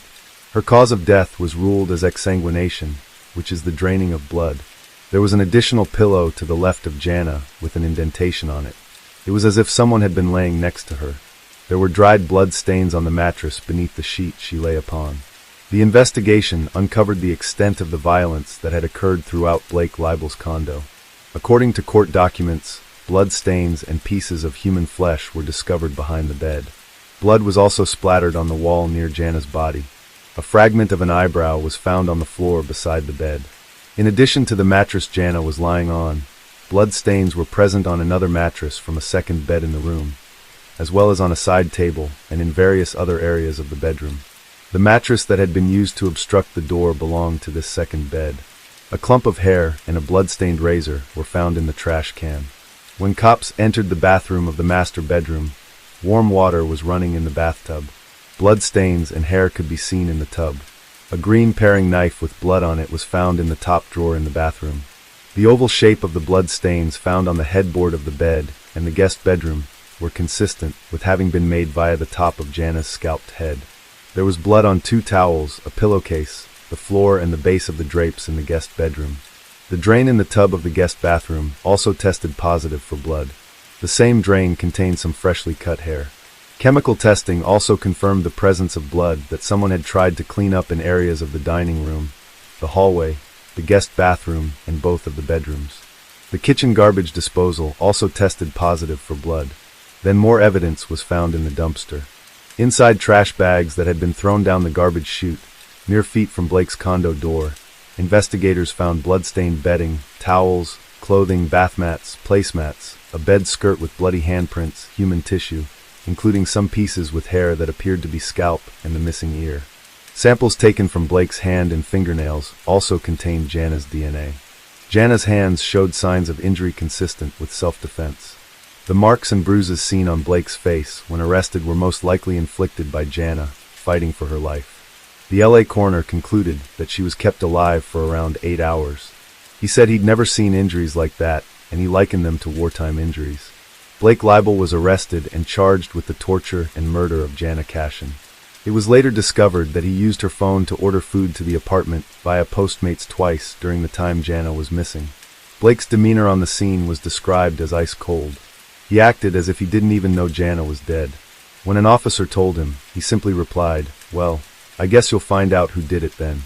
Leibel donned an evil grin as officers led him away from the condo in handcuffs. On June 26, 2018, Blake Leibel was sentenced to life without parole.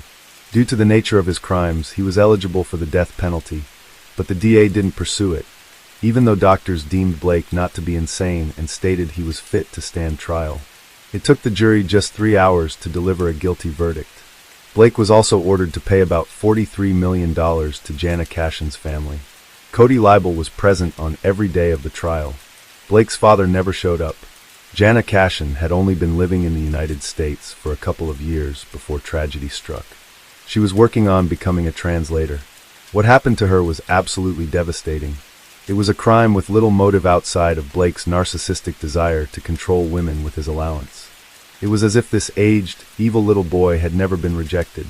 And once he was, or rather felt like he couldn't take it. His ego collapsed, and he snatched away the life of his newborn daughter's beautiful mother in the cruelest way possible. Blake Leibel will rot in prison where he belongs, alone with no one, nothing, and no future that will lead to any shedding of light in his direction. Today we're going to take a look at another horrible case with you, the case of Siobhan McLaughlin. On February 28, 2006, McLaughlin was found deceased in a locked bedroom at her residence in Natchitoches Goldstown, Dublin 14. At first, it appeared as if she had tragically taken her own life. But within hours, the members of the McLaughlin family were convinced that she had been brutally murdered. Siobhan was one of 8 children, 7 girls and 1 boy, born to her parents, Ewan and Deja McLaughlin. Siobhan worked as a chef in the canteen of an electrical firm. In 1989, at the age of 21, she met a man named Brian Carney, who was 31 years old. Brian worked as an electrical engineer for the same firm, which was a very good job. Siobhan lived in an apartment, while Brian lived with his toddler daughter, Aisling, from a previous relationship. Brian's wife and the mother of his child had passed away from natural causes a few years before Siobhan and him met. Brian was raising his daughter alone. Eventually, Siobhan would move in with Brian and his daughter. They renovated this house and then decided to sell it. Siobhan decided to set up her own catering business, as she had trained at the Shelburne Hotel, and she was ahead of her time when it came to food. She used ingredients that were uncommon in Ireland during the 90s, but would now be considered standard. The era of meat and potatoes had passed. Brian was not only an electrical engineer, but he also owned a music shop called Music City, which he sold in 2005. In 1995, the couple got engaged but then split up. They did keep in touch with each other over the years, meeting for dinner every few months. While they were separated, Brian never entered into any other relationship, and eventually they reconciled. In January 2002, they got married and Siobhan was expecting a baby. Their son, Daniel, was born 6 months later. That same year, Brian and Siobhan traveled to Spain on holidays, with the prospect of buying a boat. But while there, they came across a 200-year-old merchant's mansion on the island of Mallorca in Spain.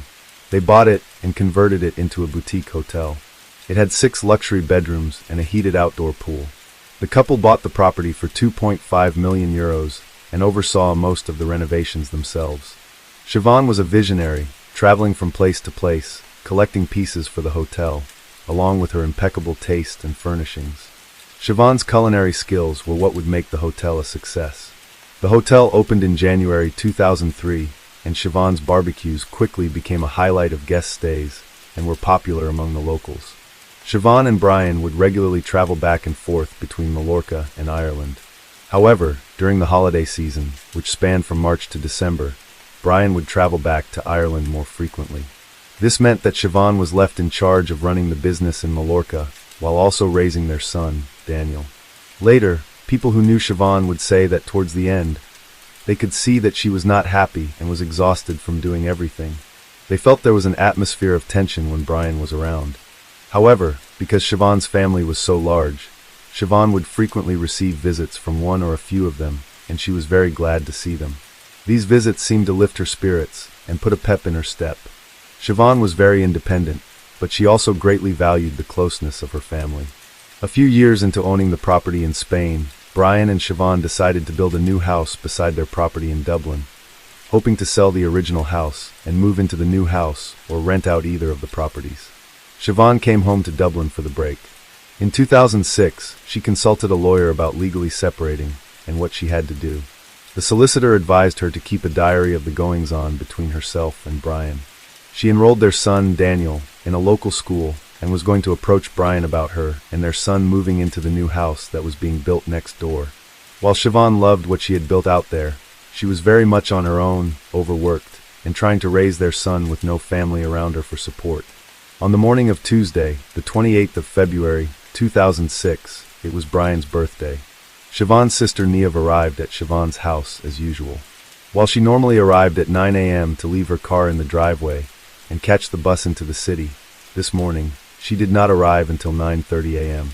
As she had her own key, she let herself into the house and found 3-year-old Daniel wandering around on his own downstairs. Niamh then went upstairs to Siobhan's bedroom door and found it was locked. There was no reply when she called her name.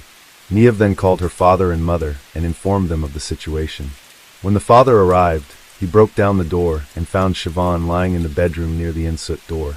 Owen reached down and touched Siobhan on the head and then the leg and found she was cold. He knew then that his beloved daughter was dead. She was only 38 years old.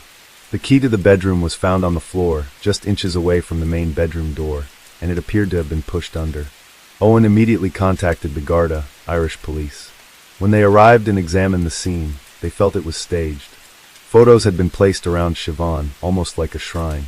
A cord was partially wrapped around Siobhan, and the cord had been broken. When the forensic team arrived and examined the scene, they found indentations at the top of the end-soot door, and the other part of the vacuum cord was wrapped around the door handle on the inside of the door, making it look like she had tried to hang herself. It later emerged in court that the cord would have snapped within 5 seconds due to Siobhan's weight, and she would have had to have been at least 6 inches off the ground. These two factors, combined with other evidence, indicated that it was impossible for Siobhan to have taken her own life.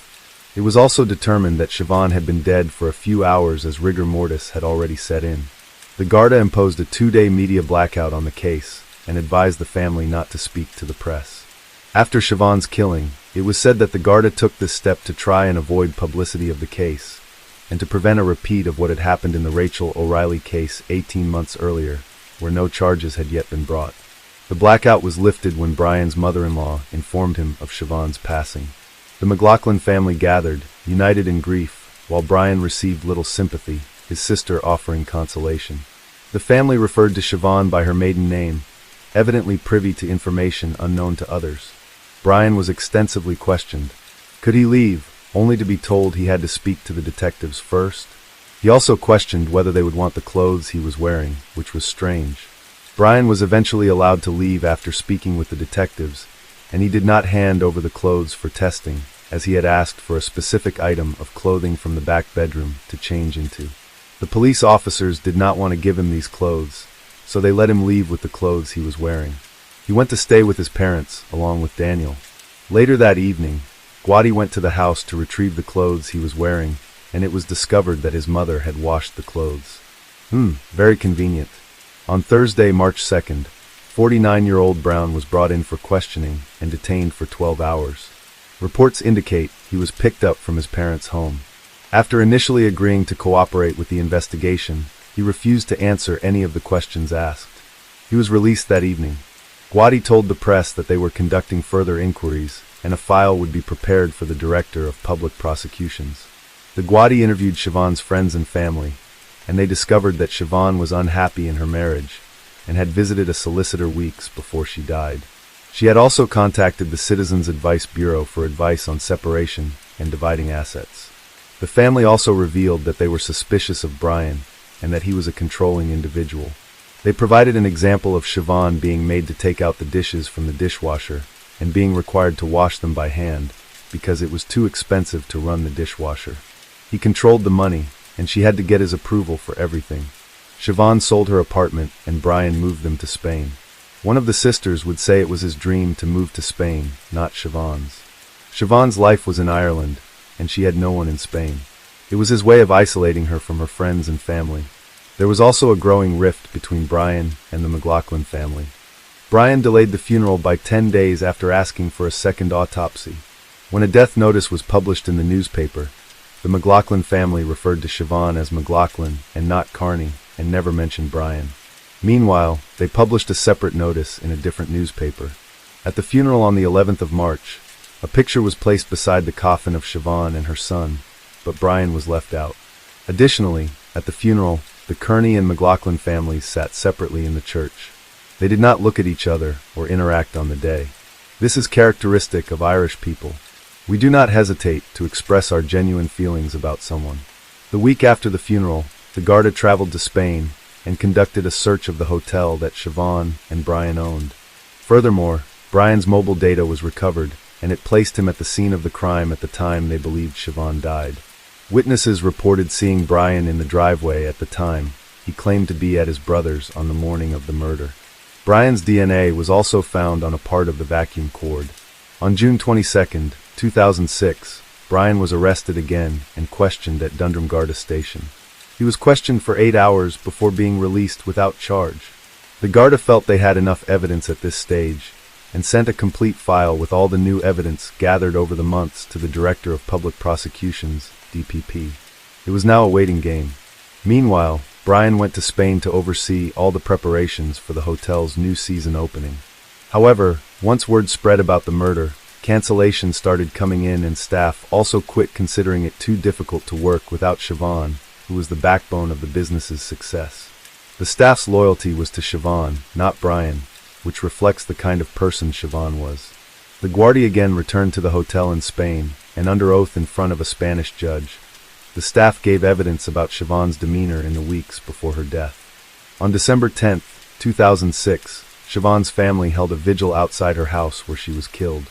Her sister said, "We are utterly distraught without Siobhan, but we are equally determined and will not rest until her killer is brought to justice." Siobhan was the embodiment of fun, life, joy, a terrific mother, and an adorable and hilarious sister and daughter, a true friend, and she will never be forgotten. 200 people turned up at the vigil. They held hands, sang hymns, and held up pictures of Siobhan. In January 2007, the newspapers once again spoke to Guardi's sources, and they said they were confident that an arrest would be made soon. However, the amount of evidence was substantial, and it would take time to go through it. On Tuesday, the 17th of January, 2007, the inquest into Siobhan's death was postponed. The McLaughlin family appealed to the public for fresh information to convict the main suspect, Brian, as the Director of Public Prosecutions announced they needed even more evidence to go for a conviction of murder against Brian. Brian did not attend the short hearing. On May 30th, 2007, Kearney was arrested at his home next to his original home with his kids. He was charged with Siobhan's murder, brought to court, and remanded to prison.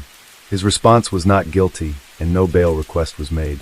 The McLaughlin family attended the hearing, but Kearney avoided eye contact and chewed gum disrespectfully. Kearney was freed on bail on June 6, 2007 after appealing to the High Court at Clover Hill Prison the previous day. His release came with conditions.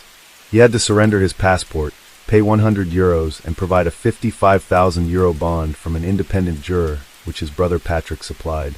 He also had to sign in weekly at Dundrum Garda Station. In July, a date was set for the trial to begin 6 months later with a 4-week time frame to hear all evidence and reach a verdict. So the trial was to start in early 2008. On February 11th, Kearney appeared for trial before Justice Barry White and a jury of 12. He pleaded not guilty. However, one juror worked for a home security company that had installed and serviced the Kearney residence system. While the defense was willing to continue with 11 jurors, the prosecution objected and the judge agreed. The jury was dismissed and a new one sworn in a week later. It was the prosecution's case that Kearney had murdered Siobhan, tried to stage it as a suicide, and left his son alone before going to work. The McLaughlin family testified about the events, and Siobhan's father found her dead. Her mother also recounted the morning's happenings, including Neve's wrong actions towards the authorities and Kearney. She said when Kearney arrived home, she broke the news to him that Siobhan was dead upstairs. When she had been on the phone with him, she had not told him what was wrong, and Kearney never asked. Deja also confirmed that in 1999, Siobhan had signed herself into the St. John of God's psychiatric unit after suffering from stress at work and what was described as a little breakdown. But after 5 days, she returned to work.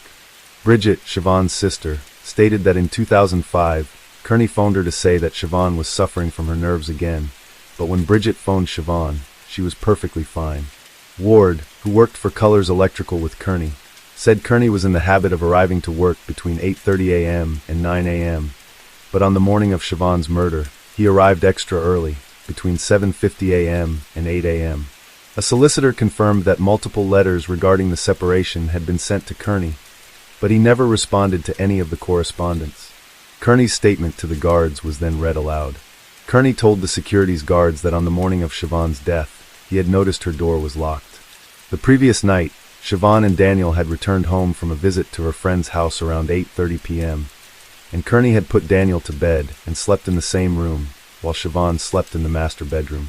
Kearney had said they woke up at 7 a.m. the next morning, had breakfast, and Kearney put on a DVD for Daniel, went upstairs to brush his teeth, and then attempted to enter Siobhan's room, but it was locked. He called out that he was leaving, went downstairs, kissed Daniel goodbye, and left for work.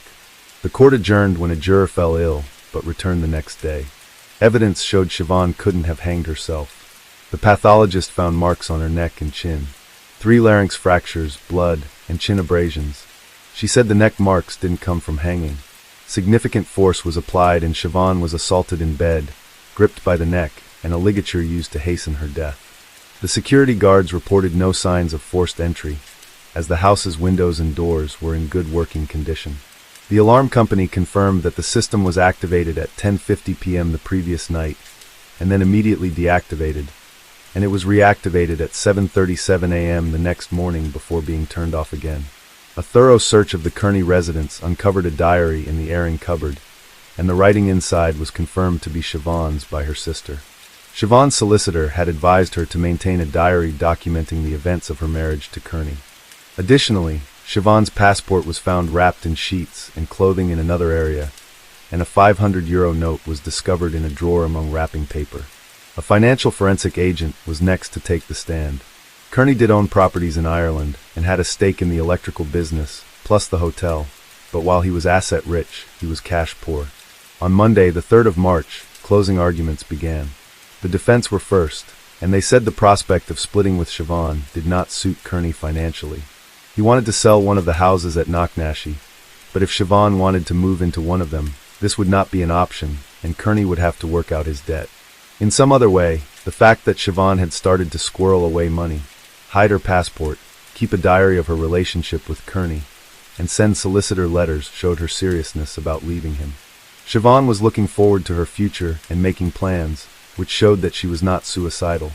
The evidence shown by forensics also showed that it was next to impossible that she had taken her own life. Kearney even admitted that he, Siobhan, and their son had been the only ones present that night.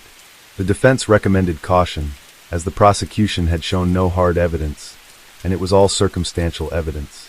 They said the jury needed to pay attention to what was missing in the case. There was no history of violence, no custody dispute, no alcohol abuse or jealousy. The jury was asked to ignore the emotions of the McLaughlin family when they were giving evidence. It is known that there doesn't have to be outward signs of abuse, as it's the rabbit hole of a course of control, which the family would say there was plenty of. Siobhan was strangled, and she had known Kearney since a very young age. There were no visible signs of physical violence, but there were extreme levels of control, like Kearney telling her to take the dirty dishes out of the dishwasher and hand wash them, because it would cost too much money. When Siobhan finally said she was going to a solicitor, that's when Kearney couldn't cope, and he took her life. Coercive control is considered a form of domestic abuse, even if there is no physical violence.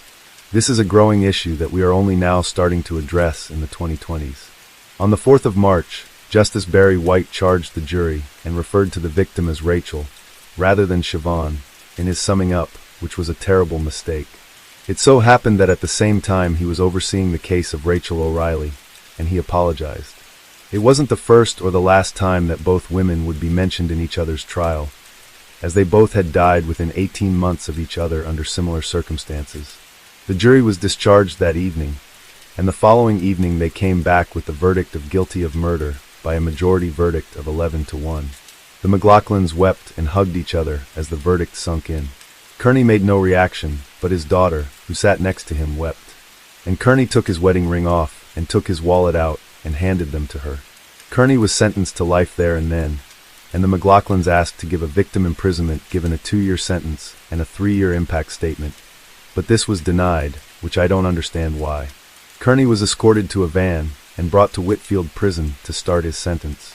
Kearney lodged an appeal straight away, and it was heard in 2009, and the 3-judge panel dismissed the appeal. In 2012, Kearney was refused permission to bring his appeal to the Supreme Court. 7 years later, in 2019, Kearney's applications for parole were refused on 2 occasions. Kearney's sister told her local radio news network that the parole board had recommended Kearney for 2 outside prison visits with his family, suggesting they were preparing him for release. However, the parole board will only recommend his release if he admits his guilt, which he has never done. As of 2022, although the Minister for Justice has the final say on any release, Kearney remains incarcerated. In prison, Kearney is a trained counselor to help other inmates with their mental health and works for the organization The Samaritans. He is also trained in first aid. While in prison, he decided to sell the hotel in Spain, but then took it off the market in 2010. The hotel was then run by his brother Patrick and his wife, and it is still open, although it may be under new ownership since then. Kearney said he wanted to keep the hotel in order to facilitate his son's education. The McLaughlin family sought to adopt Daniel, but it's unclear whether they did or how he is doing, which is good, as he deserves some peace, as does his half-sister Aisling. A family with 3 children lived in the house where Siobhan was murdered, but it was up for sale for €1.4 million back in 2008. It's presumed that it has been sold since then. Kearney's daughter did live in the new house while he was still a free man, but there have been no updates on her either. If Kearney decided to sell off all his assets and pay off his debts, he will have a significant amount of money when he gets out, and he may even become a millionaire. The family were considering suing him for Siobhan's share at least, if not all, but there are no public details on this. Siobhan's sister Aisling released a statement after Kearney's conviction, saying that while their lives were utterly destroyed by Siobhan's death, Siobhan had now got justice. They are grateful to have known, and had someone as special as Shawnee in their lives, which was their nickname for her. However, they miss her every hour of every day, and the unbearable longing to see her and protect her never leaves them, even though they know it's too late. Today we're going to take a look at another horrible case with you, the case of Lindsay Wilson. In the spring of 1999, the community of Southport in the United Kingdom was divided into 2 camps. The media and television were filled with numerous interviews with Mitchell Quee, a man who, though unremarkable at first, had become a true folk hero. His sudden popularity was sparked by a scandal. The mysterious disappearance of his wife, Lindsay Wilson, according to him. One day she left home without a trace, leaving behind 2 young children. Her distraught husband appeared worried and abandoned, pleading for her to reconsider and return. Along the way, he shared details of their marital life, occasionally speaking unfavorably about his spouse. He believed her behavior was driven by a desire for a free and extravagant lifestyle. Mitchell mentioned seeing his former beloved driving around town in an expensive car, although she just passed by. Most likely, the grief-stricken mother had left her children for a wealthy fiancé. Despite the image portrayed on TV, in reality, he was enjoying a bachelor's life. As a result, one segment of the population sympathized with the lonely man, offering him attention and support, while the other doubted him and suspected him of a horrendous crime. While Mitchell enjoyed widespread attention, law enforcement continued to search for the missing woman. His persona did not inspire trust, and there were complications in the case. According to Lindsay's relatives and friends, the couple's relationship was different from what her husband claimed. Everyone who knew her considered her a faithful wife and caring mother. Therefore, they were convinced something terrible must have happened to Lindsay. Otherwise, she would have made contact long ago. Suspicion was fueled by Mitchell's words during a famous talk show. When the host asked if he had ended his wife's life, his guest said he would not respond to such an indecent question, then paused and added, "Wait and find out." What was the exemplary husband and father implying? Perhaps he knew more than he shared, or was he so confident in his innocence that he was just waiting for everything to fall into place? Answers to these and other questions are forthcoming. At 17, Lindsay discovered she was pregnant. Raised in a caring, large family, she hadn't imagined becoming a mother so early. She wasn't unprepared emotionally, but the fact that her boyfriend, with whom she'd been since she was 13, fled as soon as he learned about the impending fatherhood, both upset and scared her. Lindsay knew all too well the physical and financial demands of motherhood. The Wilson family, though loving and close-knit, had often faced financial challenges to provide for their children. Her parents worked tirelessly, therefore, when Lindsay met Mitchell 5 months into her pregnancy, she considered it a gift of fate. Mitchell, a 20-year-old, acted like a true gentleman, being attentive and caring. Most importantly, her delicate condition did not deter him. Mitchell assured her he had fallen in love with Lindsay at first sight and wanted to spend his life with her and raise the child as his own. At that time, he was earning well and even started working extra hours so his beloved would want for nothing. The young couple's parents were shocked when they announced their decision to marry. They felt the 5-week-old relationship hadn't withstood the test of time and circumstances, and thus couldn't genuinely celebrate for them. The only thing Lindsay's relatives noted was that her former cheerfulness and good health had returned. At the same time, the new boyfriend seemed overly sweet to them, even cloyingly polite. Ultimately, no one interfered with their marriage, keeping their doubts to themselves. Red flag, the wedding took place in August 1995 within a close family circle. The majority of the guests were from the bride's side. The groom's side was represented by no more than 5 people, his parents, a brother, and 2 friends. During the celebration, Lindsay was ecstatic, believing she had won the lottery in life. However, the uneasy premonitions of Lindsay's relatives grew heavier when, by the end of the evening, the newlyweds had a dispute. The conflict unfolded before everyone's eyes. Something displeased Mitchell, and he started to shout loudly. It was unlikely that the reason was significant or appropriate for such a reaction. During the argument, he grabbed his new wife by the hand and started shaking her, which looked more than odd and threatening. Lindsay tried to calm him down. When the emotions subsided, the man apologized to everyone and later made light of the incident, emphasizing that it was just nerves due to the holiday bustle. At that moment, the girl did not give due attention to the situation and quickly forgot about it. However, in reality, it became one of the red flags in their toxic relationship. On February 5, 1999, a social worker officially reported Lindsay missing, expressing concern over being unable to reach her client. Lindsay had sought psychological support in a short period of their life together due to recurring incidents of domestic violence and had bravely reported the situation at home. After her disclosure, the social worker had been monitoring the young family. She informed the police that she had been unable to contact Lindsay for several weeks. Every time she visited the home, Lindsay's husband would answer the door, and he was also the first to answer any phone calls. The dedicated worker mentioned that she repeatedly asked to speak directly to Lindsay, but received evasive excuses. During her visits, she consistently left her contact details, yet Lindsay never called back. The social worker found this situation unsafe and requested a welfare check. Law enforcement responded to the report and visited the address, but were also unable to speak with Lindsay. Her husband, Mitchell, explained that he had not seen his wife at home for a long time, but did not consider her missing. According to him, on Christmas Eve, Lindsay had gone to a party with a friend and returned home early in the morning, somewhat intoxicated. They had an argument, and afterwards, Lindsay packed her belongings and left, without saying goodbye to the children. He claimed she left him for another man and no longer wanted any contact. The search for Lindsay began. During conversations with her relatives, officers learned that she was last seen by her family on December 11th, appearing in high spirits, looking well, and her behavior was normal. Her family had grown accustomed to her troubled marriage.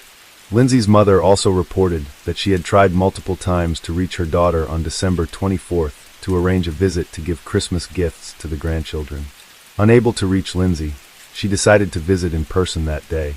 Mitchell answered the door with the children and told her that his wife had left with friends and accused her of infidelity. However, Mrs. Wilson had long learned to take her son-in-law's words with a grain of salt. After giving the gifts to the children, she left. Detectives found it strange that no one had been concerned about the young woman's well-being for 2 months. However, there was an explanation. Everyone knew that Mitchell restricted his wife's interactions with the outside world, even with close relatives. They had previously experienced difficulty communicating with her. Therefore, it was plausible for Lindsay to drop out of sight for a while. Nonetheless, this did not mean they were not concerned about her. The news alarmed them. Everyone asserted that she did not drink and led a modest lifestyle. Moreover, her husband had forbidden her all contact with the outside world, not to mention meetings with friends and acquaintances. Mitchell told the police contradictory information that aroused the investigators' suspicions about his character. It seemed unlikely that Mitchell could simply let his wife go, and that Lindsay would leave her children with a tyrannical husband. However, the situation demanded a thorough investigation. To this end, the police spoke with all of Lindsay's acquaintances and tried to find anyone who had seen her after the family gathering. They also questioned neighbors and requested surveillance footage from the residential complex where the couple lived and its surroundings. Unfortunately, all footage had been deleted by the time Lindsay's disappearance was noted. Some time had elapsed, however. Another date was discovered when she was last seen in person. On December 15th, she was at the local post office, sending several letters and postcards as usual. Her older sister also admitted that they met that day. Lindsay had visited despite Mitchell's disapproval. The sisters had tea and a brief conversation, after which Lindsay saw her guest out. On the way, she slipped a note into her sister's hand and asked her to read it later. The sister put the note in her purse, and in the whirlwind of days forgot about it. Regrettably, the older sister couldn't find it later, and its contents remain unknown. After that day, no one saw Lindsay again. Over several months, investigators tried to cling to any information. They began to suspect that she was no longer alive as she had not been in contact for so long. They couldn't charge Mitchell without sufficient grounds and evidence. However, the more they learned about the couple's life history, the stronger their suspicions grew. Shortly after their wedding, Mitchell and Lindsay decided to move away from their parents. They rented an apartment in Southport. Sometime later, Lindsay gave birth to a daughter named Robin. The only shadow over the joy of the new baby was her stepfather's volatile temper. After moving, the young wife fully experienced her husband's unstable moods. One moment he could be joking and laughing, the next he became unbalanced and aggressive. Trying to maintain a fragile peace at home, she didn't realize how completely she had submitted to his will. He controlled every step she took and caused a scene whenever she failed to hear the phone or answer a call. However, loud arguments were often followed by passionate reconciliations. Mitchell would kneel, beg for forgiveness, and profess his love. It seemed for a while that peace had returned to the family, but then the cycle would start again. Conflict, reconciliation, repetition. Lindsay began to lose recognition of the man she loved. She often told her relatives about what was happening.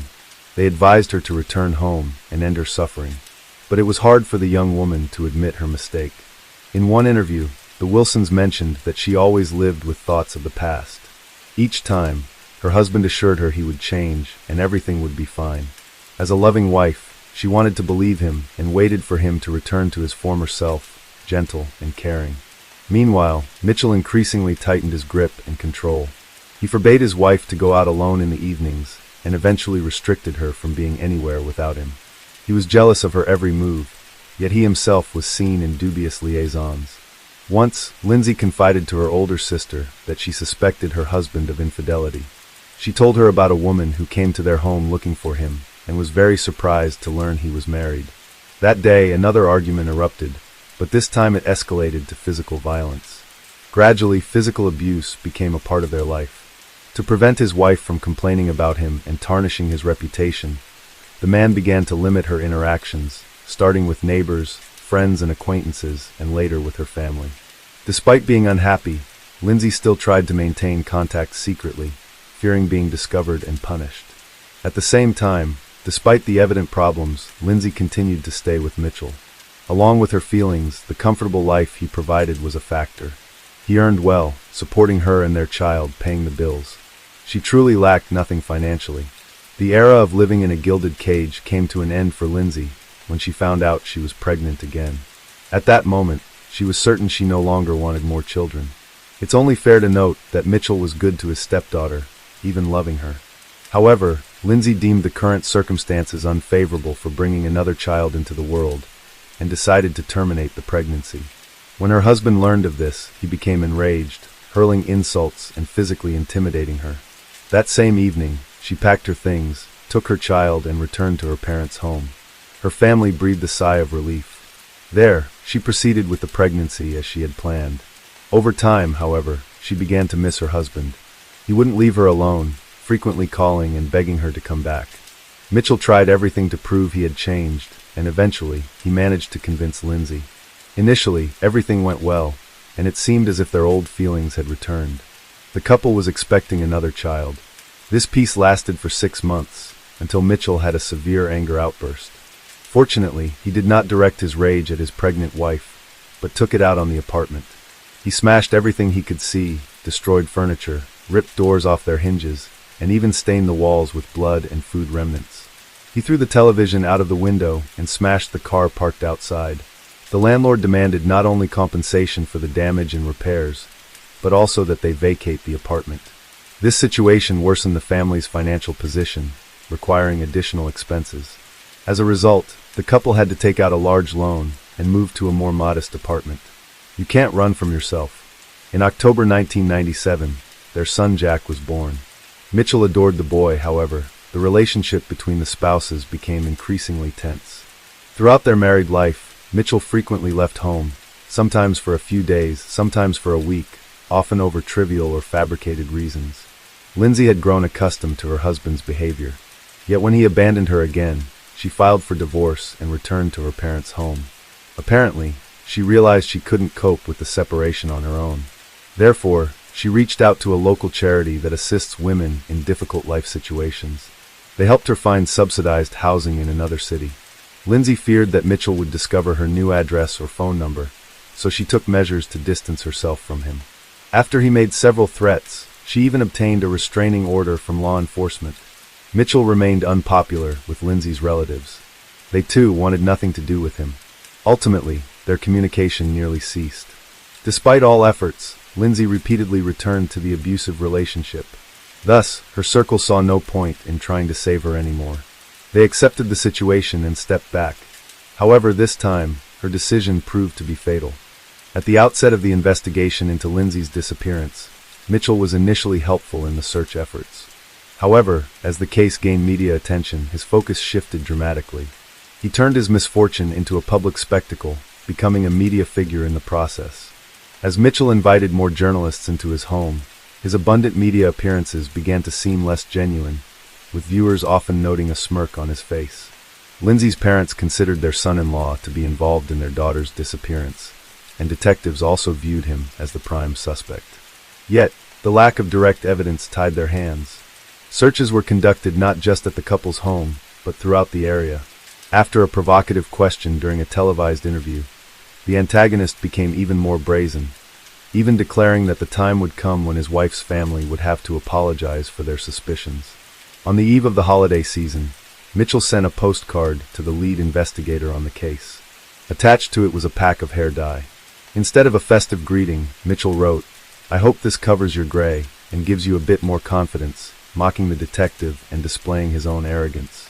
In February 2000, Mitchell found himself at the center of a scandal with a tarnished reputation. It became known that he had been forging his wife's signature to receive social benefits, serving as another indirect proof of his involvement in Lindsay's disappearance and presumed demise. The investigators wanted to latch on to a financial motive. However, the suspect's popularity worked in his favor. Many supporters emerged, arguing that as a single father, he had every right to financial assistance. These circumstances hindered the detectives' ability to bring the charges they desired. Nevertheless, they managed to charge him with fraud. Mitchell was brought to court for the benefit fraud and was found guilty, sentenced to a month of community service. This time, Mitchell couldn't walk away unscathed. The forgery of his missing wife's signature appeared more than suspicious. The number of angry comments increased. Eventually, the man's patience snapped and he began lashing out, blaming the media for intruding into his personal life. The case of Lindsay Mitchell's disappearance might have remained unsolved had it not been for a clue discovered by chance. On June 1, 2000, a parkgoer noticed his dog acting strangely near the roller coaster at a city amusement park. The animal uncovered human remains. Specialists were called to the scene, and the remains were sent for forensic examination, which revealed that they were parts of a female torso. Genetic testing confirmed they belonged to Lindsay, who had been missing for a long time. This breakthrough revitalized the investigation, making it clear that Lindsay had been the victim of a brutal crime. The focus now was to find the perpetrator. On June 7th, Mitchell was brought in for questioning. The detectives were determined, and after more than 36 hours of intermittent interrogation, the suspect broke down under the pressure and confessed to the dismemberment murder. On December 15, 1998, after meeting with her sister, Lindsay informed her husband that she wanted a divorce. This time, she was resolute. According to Mitchell, this news infuriated him, leading him to attack and strangle her. The incident occurred in front of their children. He then hid her lifeless body in their bedroom, stuffing the gap under the door to mask any odors. Realizing he couldn't dispose of the body alone, he enlisted the help of his brother Elliot, a butcher, who he thought could assist. Elliot was initially hesitant, but was eventually persuaded by Mitchell. While the children played in the next room, they dismembered Lindsay's body and later dispersed her remains across the city. During his confession, the murderer expressed no remorse or empathy. Instead, he seemed proud of his actions, stating that without his confession, they would never have proven his guilt. The next day, he led them to the other locations where he had hidden her limbs. Sadly, her head and one hand were never recovered. The forensic comparison confirmed that the remains were indeed Lindsay's. There was no doubt about Mitchell's guilt. The final judgment at the trial of the Key brothers took place in January 2001. The court proceedings were swift and straightforward. Mitchell was found guilty of first-degree murder and sentenced to life in prison with the possibility of parole after 17 years. The court-appointed psychiatrist noted that the defendant showed all the signs of being a narcissist with sadistic tendencies.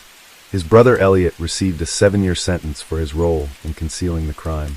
Lindsay's children were taken in by her maternal grandparents, who gave them their surname. Just 3 months after the sentence was handed down, another tragedy struck the Lindsay family. One of Lindsay's older brothers, unable to cope with the shock, took his own life in the attic of their family home. In his farewell note, he wrote that he saw no point in continuing in such a cruel world and wished to reunite with his sister. As of 2017, Mitchell Kwai has been eligible for parole. However, as of January 2023, his lawyer's requests have been denied 3 times. Lindsay's family, including the children, are concerned that the murderer might eventually be released. Consequently, they have started a petition urging that he remain incarcerated. As long as the voices of the victim's family are considered, the criminal will continue to serve his sentence. Regardless, no punishment can bring Lindsay back. Experience shows that most women with domestic Stockholm syndrome try to adapt to their abusers throughout their lives. Even when their families come to their aid, they continue to act against their own best interests. In such cases, only deep self-reflection and psychotherapy can help. If the victim does not come to realize the recklessness of their actions, the end of the relationship will be dire. Today we're going to take a look at another horrible case with you. The case of Mia Skudhaug-Stephen. Herein lies a crime that shocked the nation of Denmark, a country renowned for its peace and low crime rate. On February 5, 2022, it was Saturday night. Mia Skudhaug-Stephen, 22, and her friends were excited for a night of partying and good times. Mia had just completed her 2nd semester in nursing school and eagerly anticipated socializing with her friends. It was a cold night in Aalborg, with temperatures dipping below freezing, and Mia, just like many other partygoers, dressed for the indoor bars and clubs she planned to visit. She wore a black top and black pants, her long, curly blonde hair cascading down her sides. Comfortable white sneakers adorned her feet, and she carried a black purse slung over her shoulders. She appeared no different from many other university students looking to unwind and enjoy their weekend. Mia danced and drank to her heart's content, enjoying herself, before they finally ended up at Club Vox. The club closed at 6 in the morning. Everyone was tired, but Mia wanted to continue the party. Her friend remembered that she was slightly drunk and dancing with strangers while hugging people she had just met. Nothing unusual for a friendly 22-year-old in Denmark. Outside the club, Mia and her friends briefly talked, before deciding to go their separate ways. A friend assumed that she would take the bus home and planned to follow up with her later. 13 hours had passed since Mia bid farewell to her friends. Her family grew increasingly worried as they hadn't seen or heard from her. They first checked with her boyfriend, assuming she might be with him or that he might know her whereabouts. To their surprise, he claimed he hadn't heard from Mia. This greatly worried them because Mia was known to be responsible and always informed them if she had changed plans. Contacting her friends did little to ease their concerns, as no one had any contact or knowledge of Mia's whereabouts since 6 a.m. that morning. Her parents became extremely worried, prompting them to file a missing persons report with the North Jutland Police Department. Desperate, Mia's family also took to Facebook, publicly requesting help from anyone who might know her whereabouts. The community rallied behind them, sharing posts and spreading the word. Given the circumstances of her sudden disappearance and knowing her responsible character, the North Jutland police took no chances.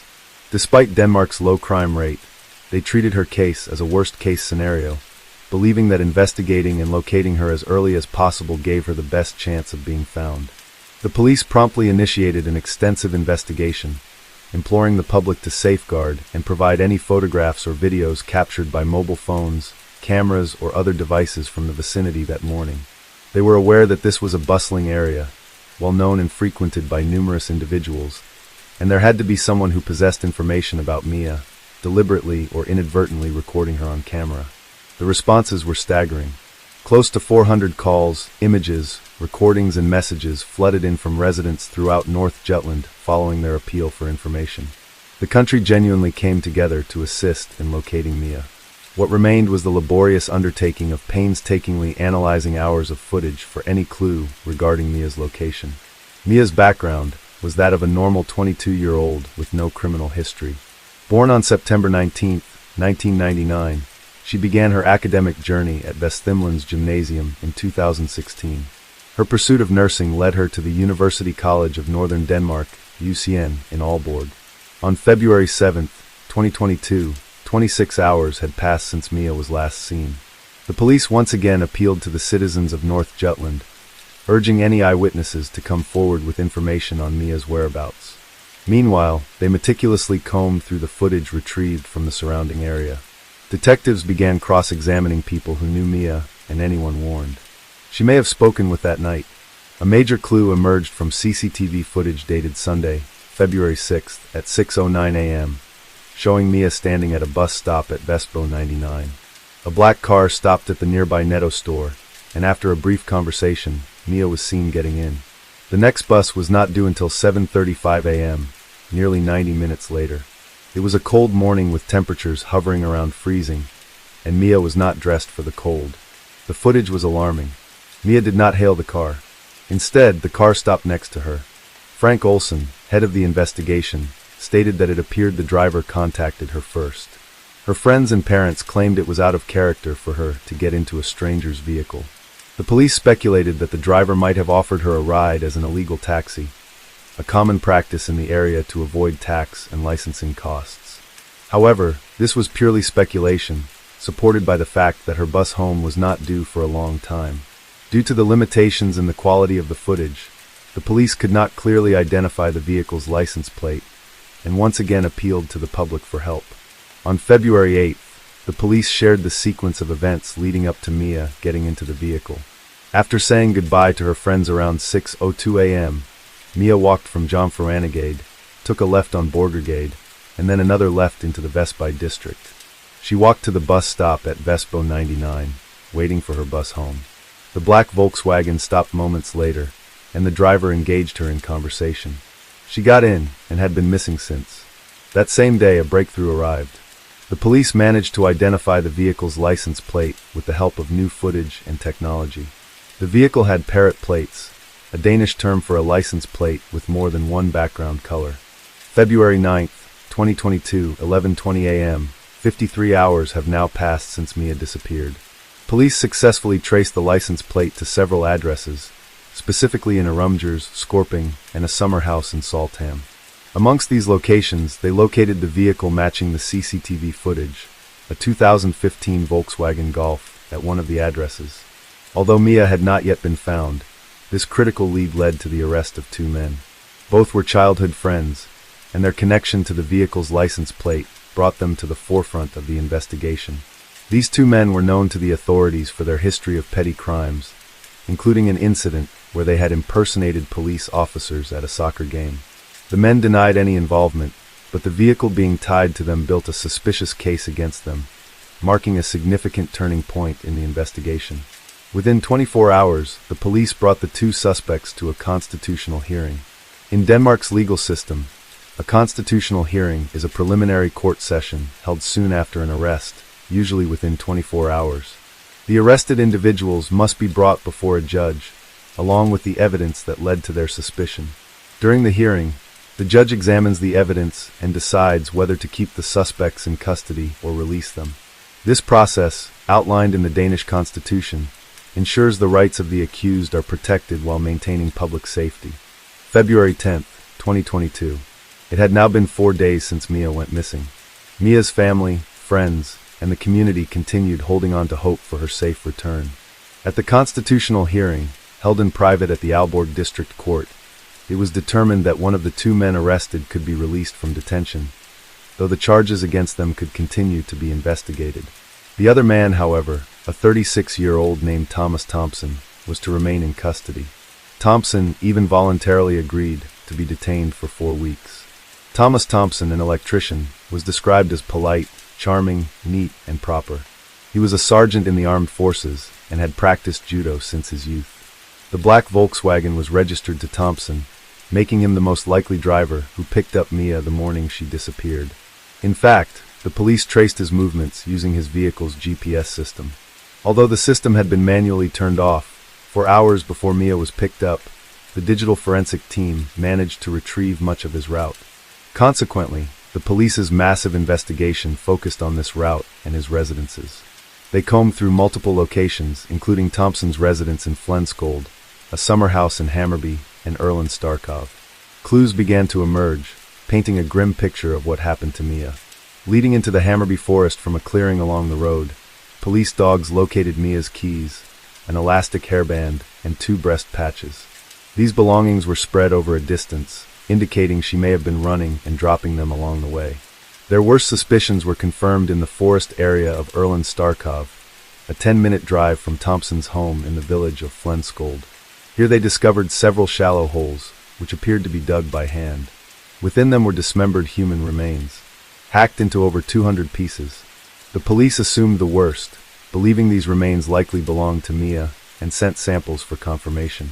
That very night, on February 10th, the police held a press conference to share these details with the public. Sadly, but clearly stating their belief that Mia had likely been murdered and dismembered, and they would push on with the investigation. On February 12, 2022, 2 days later, the remains were confirmed to be Mia, dismembered into 231 body parts.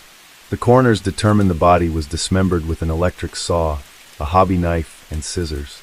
Some parts were partly dissolved with a strong alkali solution, such as sodium hydroxide. The cause of death was determined to be strangulation. What happened that day? Thomas disconnected the GPS in his car at 2:14 a.m. on February 6th, planning to avoid being tracked while he was out on the prowl. However, due to a fortunate technical error, the GPS still logged its position every 15 seconds. When confronted about why he disconnected the GPS, Thomas claimed he did this to avoid a certain police officer who, according to him, harbored a grudge and harassed him at every opportunity. His GPS was turned back on at 9:23 a.m. It's assumed that what happened to Mia occurred between 6:09 a.m., when she entered the vehicle, and 9:23 a.m. At 6:09 a.m., Thomas stopped next to Mia, rolled down the passenger side window, and offered her a ride, which she accepted, sitting down next to him. The trial took place in June 2023. According to Thomas's claimed in his own words, he said he pulled over and offered Mia a lift for free. According to him, Mia was flirtatious in the car. He drove them towards the training ground at Camp Hammer in Hammarby, because he wanted to show Mia something cool. When they arrived, they mutually agreed to have sex, but at one point, she became enraged when she learned he had been a sergeant. Thomas later explained in court that during this time, Mia accidentally fell and suffered a fatal twist to her neck, or was perhaps strangled by her backpack straps when she got out of the car with him in the wooded area of Hammarby. It's important to point out that his statements were contradictory. Initially, he asserted that she didn't stumble and fall until a considerable time had passed. However, in a subsequent statement, he mentioned that she tripped while exiting his vehicle. These inconsistencies raise questions about the reliability of his narrative. He acknowledged that he panicked and didn't know what to do, so he put her body in his car and drove it back home, where he dismembered her. He initially tried to use alkali to dissolve her body, but when that didn't work, he gave up and chopped her into pieces. He then partly buried her remains and scattered some in a deserted area in Orland-Starkov. Additionally, he burned buckets, tools, coveralls, a car mat, and possibly her bag in a fire, but he couldn't remember where. The police suspect that Mia entered Thomas's vehicle, expecting him to drive her home, since the next bus wouldn't arrive until 7:35 a.m. However, either through deception or coercion, Thomas took Mia to Hammarby against her wishes. There she was chased, overpowered, raped, suffocated, and mutilated. They completely reject Thomas's claim that she died from an accidental fall. Coroner Asa Heater Thompson from Aarhus University, who performed Mia's autopsy, testified on June 23rd. He cited systematic dismemberment intended to obscure the cause of death, but believed suffocation was likely. A fall, as described by Thomas, would be impossible. Thompson emphasized that sexual assault had occurred and that strangulation was the cause of her death, although crucial body parts confirming suffocation were missing. Other evidence indirectly supported this theory. Evidence suggests Mia ran for her life. Her belongings were scattered across the forest. Her hairband was found on the dirt road, her keys further down, and 2 chest patches in the dark forest, where Thomas claimed they never went. The GPS recorded 3 stops on the dirt road. Special Prosecutor Mette Bendix argued this indicated Mia fought for her life, dismissing any notion of mutual consent. The police believed Thomas committed these acts to fulfill deviant sexual gratification through control and power. Further evidence showed Thomas cruising around Aalborg with the GPS off that night before the murder. Before heading out, he watched porn featuring younger girls online. Due to the extensive tampering with the body, no scene traces were found. However, the police remained steadfast in their belief that rape occurred. DNA from Mia was found on the door handle to Thomas's bedroom, confirming she was dismembered at his home. In fact, Thomas maintained the facade of a completely normal life while dismembering Mia's body over several days. He bought pizza and sweets, went to work, and texted his friends with jokes and emojis as if nothing had occurred. If he was shocked by her accidental death, he sure didn't seem affected by it one bit. If anything, he seemed pleased with himself, as if he had gotten away with murder. According to the prosecutors, he believed he did. Was born on June 18, 1985. Thompson was raised in SE, and later moved to Falkenskald, a small town with 500 residents. Initially living in an apartment, he later moved into his grandparents' farmhouse. Raised in stable conditions without violence, crime, or abuse, Thompson made a career in the military as a sergeant before training as an electrician. He was considered good at his job, but was described as a loner by those who knew him in the village. In 2009, Thompson was convicted of being a peeping Tom after leaving semen on a girl's window. The incidents occurred in 2005 and 2006 in Frederick, Maryland.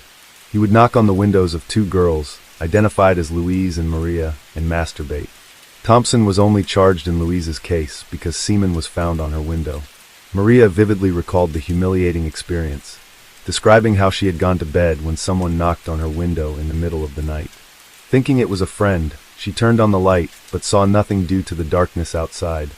When she rolled up the blinds, she saw a man with his pants around his ankles, masturbating in the pouring rain. She remembered his blank, staring eyes and ran to wake her parents, who then contacted the police. Thompson's DNA also matched a trace from an old assault case involving a sleeping woman in Aalborg in 2010. The incident occurred in an apartment at Jammerlongad, where 2 women woke up to find a man sexually assaulting one of them. The man fled, and the case remained unsolved when Thompson picked up Mia Scott Hogg 7 in his car. It was also near Jammerlongad. The connection between the cases has only recently been made, likely due to advancements in DNA technology. However, the statute of limitations means Thompson cannot be prosecuted for the 2010 assault. Nevertheless, the 2 women involved and a witness have been summoned to testify in the current case. The testimonies of Thompson's ex-girlfriends also painted a disturbing picture. They described how he quickly went from charming and polite to controlling, arrogant, and manipulative. He insisted on having things his way and would get angry if he didn't get it. This behavior was corroborated by his childhood friend. The ex-girlfriends also recounted instances of transgressive sexual behavior, lies about his age and surveillance both during and after their relationships. A woman testified that he had tied her naked against her will. Another reported that her brake lines had been cut after their breakup, an act for which Thompson was convicted in 2010. A third woman discovered an Excel sheet listing women and their sexual activities on specific dates. Thomas Thompson pleaded not guilty to rape and manslaughter, admitting only to the indecent handling of corpses. The court could not find sufficient evidence to prove he raped Mia or exposed her to sexual relations beyond his claim of mutual intercourse. Thus, he was only found guilty of attempted rape. Only the killer, Thomas Thompson, and his victim, Mia Skadhawk, Stephen, know exactly what transpired that morning in the deserted forest area of Hammerbacker. It was there that he drove the slightly intoxicated young woman after trapping her in his car, following several hours of driving around, searching for a potential victim. In June 2023, the now 38-year-old electrician Thomas Thompson was convicted of murdering Mia Skadhawk Stephen. He was also convicted of attempted rape and indecent treatment of a corpse. The court noted particularly aggravating circumstances and sentenced Thompson to custody, based on a mental evaluation conducted during the case.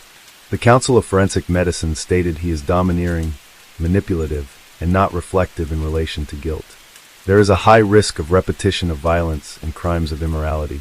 They concluded that Thompson posed a significant danger to the life, limb, and health of others if found guilty of the crime. Thompson continues to maintain his innocence regarding the charges of murder and attempted rape. Immediately after his sentencing, he appealed to the High Court. He's expecting to hear the judgment on his appeal by the end of May 2024, hoping for an acquittal or a lighter sentence. In the face of such tragedy, Mia's parents Brave linked the community for their outpouring of support. They wrote, "Thanks for all your thoughts and greetings, but we are asking for no flowers." This case sparked an increase in community concerns for more surveillance cameras in the city center. Additionally, a group of dedicated volunteers came together to establish the Safe House Initiative, which aims to ensure the safety of all young people traveling home.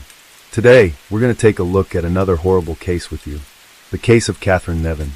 55-year-old Tom Nevin was fatally shot in his pub, Jack White's, near Arklow, in the early hours of March 19th last year. He was killed by a single shotgun blast to the side as he was counting the takings after the St. Patrick's holiday weekend. His car, which was driven away after the robbery, was later discovered abandoned at Dartmouth Square in Dublin. Today, members of the investigation team took Mr. Nevin's widow, Catherine, into custody when she was visiting Dublin. She was arrested in the Ballabo area of the city at lunchtime and brought to the Bridewell Garda station, where she was charged with the murder of her husband and with soliciting others to murder him in 1989 and 1990. Shortly afterwards, she was taken before Judge Michael Connellan in the nearby Dublin District Court. Catherine Nevin, née Lee Scully, was born on October 1st, 1950 in the small village of Nerney, County Kildare. Growing up in a modest two-bedroom house with her brother and sister, she attended Presentation College, Kildare, an all-girls school run by nuns.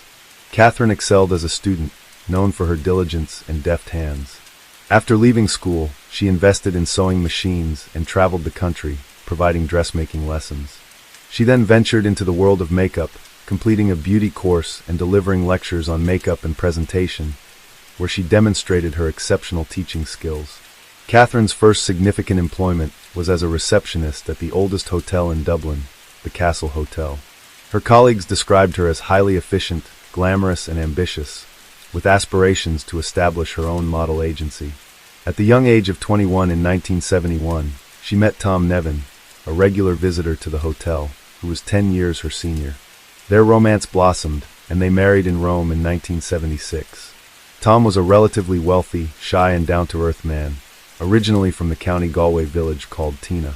He was the eldest of 9 children and had a great love for sports, especially hurling. His easygoing charm, combined with Catherine's ambition, was a potent combination.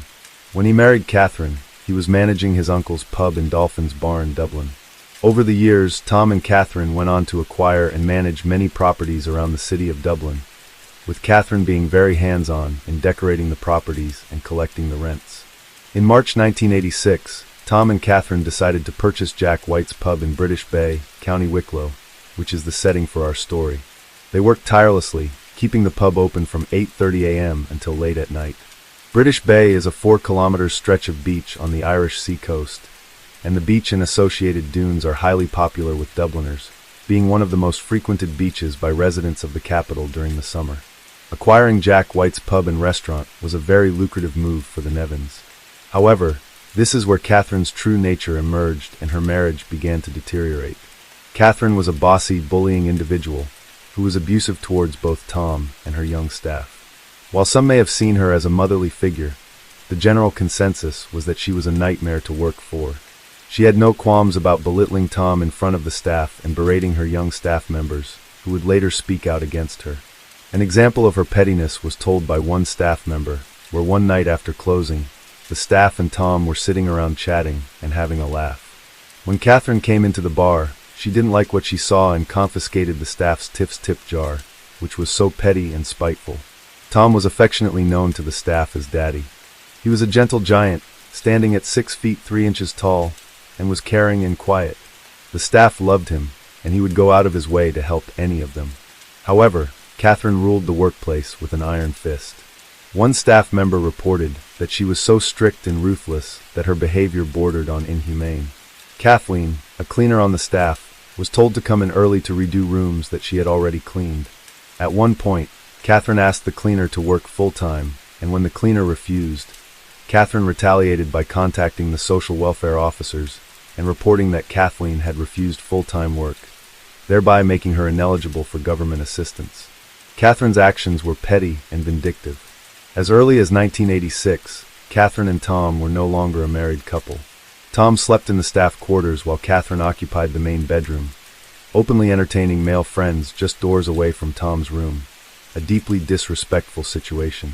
Although Catherine had requested a divorce multiple times, Tom refused, as he had already annulled his first marriage, and his Catholic upbringing made him reluctant to go through another failed marriage. If Tom had granted the divorce, he might still be alive today, spared the years of humiliation before his staff, friends, and patrons.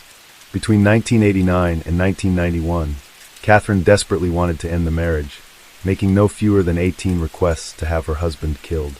She stood to benefit greatly from his death, as she would inherit the pub worth 670,000 Irish pounds, their 2 Dublin properties worth $1 million at the time, and a $78,000 payout from an insurance policy, along with 197,000 Irish pounds in cash. Catherine was not only all I've said above, but she was also a bit of a gore, as we would call her here in Ireland. She had men left, right and center with no shame, and she loved men in high-profile jobs. If someone high-profile visited Jack White's, she would fall over herself, as she was a bit of a sex kitten and used her sexuality to her advantage, with short skirts, low tops, and high heels. On Tuesday, the 19th of March, 1996, Tom and Catherine were to celebrate their 10th anniversary of owning Jack White's pub. It was just after Paddy's weekend, so the pub was extra busy. Tom didn't get the chance to go to the bank, and on the Tuesday evening, he was downstairs in the kitchen of the pub, counting the weekend's takings, while Catherine was asleep upstairs. According to Catherine, she was awoken by someone pressing her face into a pillow, and a man was shouting, "Jewelry, kill you," with a knife in his hand. Catherine was then tied up by her attacker. After a while, she heard 2 vehicles speeding away. She managed to get to a panic button, and the garter arrived around 4:30 a.m. They found Tom slumped on the kitchen floor, in a pool of blood, with a gunshot to his chest, still wearing his glasses and a pen in his hand. He was surely dead. A sum of 13,000 Irish pounds, equivalent to €16,500 today, was stolen, along with Tom's car, which would later be found in Dublin City, abandoned. It looked like a robbery gone wrong, but despite Catherine's story, there were no signs of a 4th entry, and the phone cards had not been pulled out of the walls, but 2 were off the hook. Catherine's bedroom was in a state of disorder, but it did not appear to have been systematically searched, and jewelry had been scattered around, but none was taken. From the time of the shooting, it would take Catherine a total of 2 hours before she pressed the alarm button to alert authorities of the break-in. She would greet the garter, scantily clad, and tell them she had been tied up with her own black tights, and her underwear had been thrust into her mouth as a gag. A guard of fingerprints expert found drawers discouraged on the floor, which appeared to have been lifted from the sides and placed on the ground. None of the doors and windows in the pub showed signs of forced entry. She had not gone to her husband's separate bedroom for help once she had freed herself. A witness would recall how on the day of the murder, Catherine had told staff they were not welcome to stay there that night in the pub, as they had often done after a night out, especially after a bank holiday weekend. While many of the circumstances seemed suspicious, and the Gardaí were confident they had their killer, there was still a lack of firm evidence, no forensics, no white witnesses, and no admission of guilt. Circumstantial evidence would not be enough to convict her. However, while they built their case, Catram would play the grieving widow to a T, all dressed in black, carrying a single red rose and lapping up the sympathy pool from family, friends, and people who knew them through their businesses. Catherine even installed a huge headstone at Tom's gravesite and writings of poetry inscribed, showing her love for Tom. She even took out an advertisement in a local newspaper that spoke of her devotion to Tom. It would take until April 1997 for Catherine to be arrested, shortly after she had sold the pub for £500,000. When she was later charged with murder and solicitation to murder, she had already become one of the most widely discussed and recognizable individuals in the country. Later, Tom's family would petition the courts to freeze all assets until the conclusion of the trial, including the proceeds from the pub's sale. In 2000, the first trial collapsed when it became known that the jury's deliberations had been overheard. The second trial was delayed when Catherine was hospitalized, but resumed a few days later. Catherine pleaded not guilty, and as the prosecution had only circumstantial evidence, they heavily relied on the testimony of 3 specific witnesses. Between 1989 and 1991, Catherine had approached these 3 men, who became the key witnesses for the prosecution. The first man was William McLean, a self-admitted smuggler from County Monaghan, who was among the initial barmen employed at Jack White's pub when the Nevins acquired it. He was also Catherine's first known extramarital companion, and he claimed to have been compensated solely through her kindness. Years later, he received a phone call from Catherine, informing him that she was hospitalized following a heart attack. However, it was in fact a cosmetic surgery procedure. She offered him £20,000 and the prospect of rekindling their relationship if he agreed to kill Tom. His response was a firm refusal. The second man was John Jones, a former member of the political party Sinn Féin, who ran an advice clinic at the back of his shop in Dublin. She had offered to host meetings in the pub to gain favor with the IRA. She visited his shop one day and directly requested that he have the IRA kill Tom. Jones thought she was joking and refused. A few weeks later, she would return with the same plan, but Jones would decline again. She even showed up at his business premises, bruised and bandaged, claiming that Tom had assaulted her. In fact, she had undergone cosmetic surgery again, as it seems our Catherine was fond of such procedures in the past. Eventually, she got the message and stopped asking. The third of these witnesses was Jerry Heaps, a former member of the Provisional Irish Republican Army, and he worked for John Jones in his shop. It was Jones who had originally introduced Jerry to Catherine. She approached him at least 10 times, asking him to help her kill Tom. Then she suggested to him that Tom could be killed during one of his weekly visits to the flats he owned, as it would be an opportune moment since he would have the pub takings with him. Every time Jerry refused, she would come up with another idea. One of these involved ambushing him after having a meal out with Catherine. He told her he couldn't do that because the bulk of the shot would pass through him and hit her. Catherine's response to this was that it would look great if Tom was to die in her arms. Jerry said no once again. Catherine also would have an affair with Guard Inspector Tom Kennedy, an affair he would deny in court. This affair began in 1991. Several staff members would say in court that Kennedy was a frequent visitor to the pub, and one staff member said she had seen him and Catherine in bed together on several occasions. Kennedy would say that Tom was his friend, and he was the only reason he went to the pub, but Tom would say different to one of his staff the morning after a retirement party that was held at the pub for Kennedy, where Catherine would gift him paid flights to New York to visit his children, a very generous gift on Catherine's part. Kennedy will go on to say to the Gardaí that Catherine was the type of woman who would give you a pain in the head when she started getting on about things. He said he was aware of the rumors of him and Catherine having an affair, but that he was over 60 and that sex would not be a concern of his. Next, we have Judge Danica Buckler, who was introduced to Catherine by Tom Kennedy. Edward said he too had an affair with her, which he also denied, just like Kennedy. It was also stated that he had his own key to the pub and would let himself in and out at all hours of the night. Allegedly, Tom was very upset by this affair, according to staff members, and he would frequently argue with Catherine over it. Catherine would later go on to deny these affairs in court. On the day before Tom's murder, Monday the 18th of March, the bar and lounge saw steady customer traffic. The only unusual occurrence that day was a visit by a strange man wearing a long overcoat and carrying a bag. This man then went to make a phone call, and one of the staff said he was muttering into the phone. He spoke to Tom, and the staff presumed Tom knew him, given the nature of their conversation. This man was not seen leaving the pub that day, and it is possible that he did not leave, but instead hid in the pub and later, in fact, shot Tom. Also, after Tom died and Catherine was under investigation for his murder, there was no objection to oppose her taking on the license of the public house exclusively. The judge Danica Abucola would be the one to grant her the license in his private chambers. Another theory was that the captain herself was the one who pulled the trigger, as she was the only one in the pub that night. Tom did not appear to act defensively immediately prior to it. He still had his glasses on his nose, and his pen was in his hand when the guards found him. He would not have been unduly surprised by her arrival in the kitchen. While there was no evidence of firearm residue found on her clothing, they only tested the clothes she was wearing on that night. But she could have changed her clothes before she tied herself up. After all, she had 2 hours before she got help. She also admitted to washing her hands before their arrival.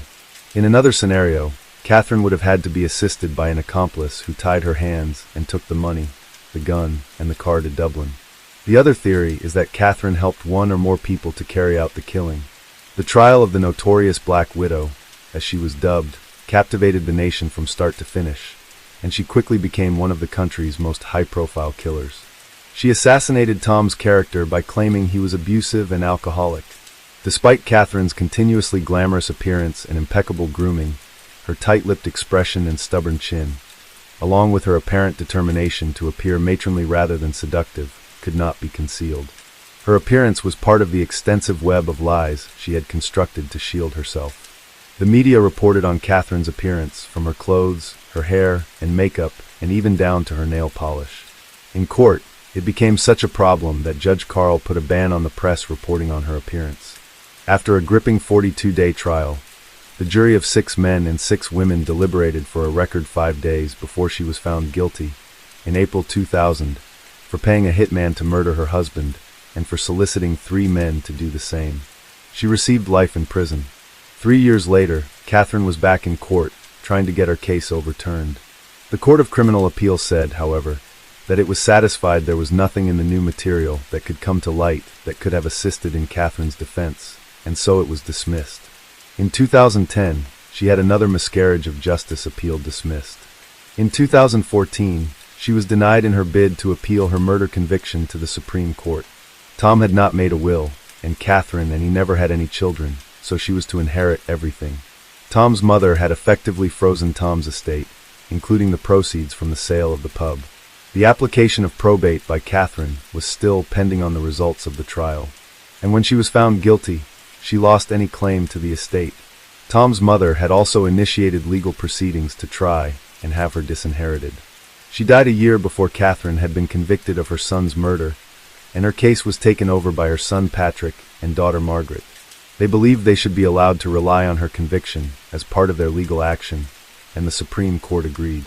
So basically, Catherine got absolutely nothing when she was found guilty. In September 2016, Catherine was admitted to the hospital and was later diagnosed with a terminal brain tumor. She stayed there for 3 days and was granted a reviewable temporary release, RTR, to receive treatment. On November 7, 2016, she was transferred to an acute post-care unit while undergoing medical treatment. She remained there until August 2017, when she again received an RTR for pre-release and resocialization. She was provided with supportive accommodation and stayed there until she was rehospitalized on November 6, 2017. In December 2017, she was moved to a hospice care facility, where she remained until her death in February 2018. She was 67 years old. Catherine protected her innocence until the end. Despite being convicted of murder by a jury, She insisted that this was not conclusive proof of her guilt. Additionally, she never revealed who had assisted her in killing Tom. Today we're going to take a look at another horrible case with you. The case of Liga Skroman. India is the only country in the world where cultural and religious traditions have not been interrupted since ancient times, which is probably why it attracts tourists from all over the planet. But in our story, we will look at India like a coin that has a different image on each side. On April 20th, 2018, at dawn, two young men went fishing down the river toward a mangrove forest. They took a long boat ride downstream until they reached a remote and quiet place. One of them jumped into the water to tie up the boat, but his attention was distracted by a pungent, acrid odor that was very close by. They went ashore and followed the odor. Curiosity led them to a horrifying find. There was something that looked like a human body hanging on a tree branch and a skull lying nearby. The guys abandoned the boat and rushed to the nearest village to report the terrible find. A team of investigators, forensic experts, and police officers urgently arrived on the spot. The experts confirmed that the suspended body was indeed human. It was obvious that it had been hanging for a long time and had already begun to decompose. The flesh on the arms and legs had torn off, and the skull was found nearby. Next to the body were packs of cigarettes, packaged drinking water, and a lighter, which probably belonged to the victim. An investigation was conducted at the scene the same morning. The evidence found was seized, and the remains were sent for examination. The modest remnants of clothing that could be identified on the victim revealed that Liga Skroman, a 33-year-old hiker, was the victim of an accident. But who is Liga Skroman, and what happened to her on the riverbank? Liga Skroman was born in Latvia in 1986. She grew up in a large and friendly family, had an older brother and a younger sister. The sisters were very friendly, and from childhood shared all joys and hardships with each other. Growing up, Liga moved to Ireland, but always maintained close relations with her family. It was in Ireland that she met Andrew Jordan. It was not love at first sight, as the modest Liga had difficulty in communicating with new people.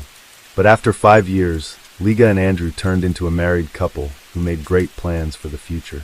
Despite the fact that Liga worked in a hotel and led a modest lifestyle, she dreamed of opening her own center of yogic retreats in Portugal. Andrew supported his beloved's idea, and together they saved money for 4 years to fulfill their dream. But fate had other plans. In early 2018, Liga was experiencing the effects of an aggravated skin disease that was causing physical and mental discomfort. To help her sister overcome this ailment and restore her emotional state, her sister Ilse invited Liga on a trip. So in February 2018, Liga and Ilse traveled to Tiruvananthapuram, the capital of Kerala, so that Liga could receive Ayurvedic treatment for depression. Kovalam is the premier Ayurvedic resort of Kerala in India. Kovalam, which means grove of coconut palms in Hindi, is a small village offering everything you need for a comfortable and complete rest and treatment. Ayurveda is the oldest system of medical knowledge, which originated more than 5,000 years ago. Ayurveda is based on the universal laws of nature, on the unity of all things in this world. Ayurvedic programs help a person to restore balance and harmony in the body. Panchakarma is the best Ayurvedic program for modern man in Kerala. Panchakarma helps to reboot the body effectively. Most of those who have undergone the Panchakarma course in Kerala repeat it annually, and it is not without reason. As regular Panchakarma not only allows us to get rid of extra pounds, but also adds a couple of decades of healthy life. Since 1985, Ayurveda has been recognized by the World Health Organization as the most effective system of alternative medicine in the world. Let us emphasize that all the promised benefits of Ayurveda are only an alternative, not a panacea for healthy longevity. The 33-year-old Liga and her sister came to Kerala in search of spiritual enlightenment, hoping to be cured of depression in one of the Ayurveda centers. Their treatment tour was scheduled for 6 weeks and included yoga classes, meditation, therapeutic herbal drinks, and nutritional and massage recommendations. The sisters were treated together at an Ayurvedic clinic at Kovalam in Kerala and have already completed their course. On the morning of March 14th, Liga refused to go to yoga class with her sister, explaining that she had a headache. When Isla returned to her room, Liga was not there. With the help of the hotel staff, Liga was able to find out that her sister left the hotel around 11:30 a.m., wearing leggings and a yoga t-shirt, hired an auto rickshaw, and went to Kovalam Beach for a walk. The beaches around Kovalam are popular destinations for both domestic and international travelers. The sandy beaches of Kovalam are always crowded, however, Liga could not be found there. Liga wandered the beach until late at night, showing her sister's picture, but never heard the long-awaited response that someone had seen her.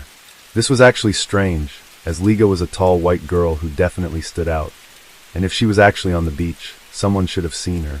After searching unsuccessfully, Isla went to the police station to report her sister missing. However, the Indian police officers did not show any sympathy for the missing foreign tourist. On the contrary, they complacently asserted that they would surely find the girl who had strayed, or that she would surely return the next day. They were not even deterred by the fact that Liga, according to her sister, had psychological problems and could be an easy target for criminals. The police registered a case, but the investigation started coldly, or rather, it is more correct to say, did not start at all. Liga had traveled extensively in Kerala, visiting Kollam, Varkala, and finally came to Kovalam. She considered herself a very experienced traveler in India, and this time, she took her sister with her to show her the India she loved so much. But the trip turned tragic. After a few days of inaction by the Indian police, Liga started searching on her own. She enlisted the help of friends, and also reported Liga missing to her husband, Andrew, who flew urgently to India.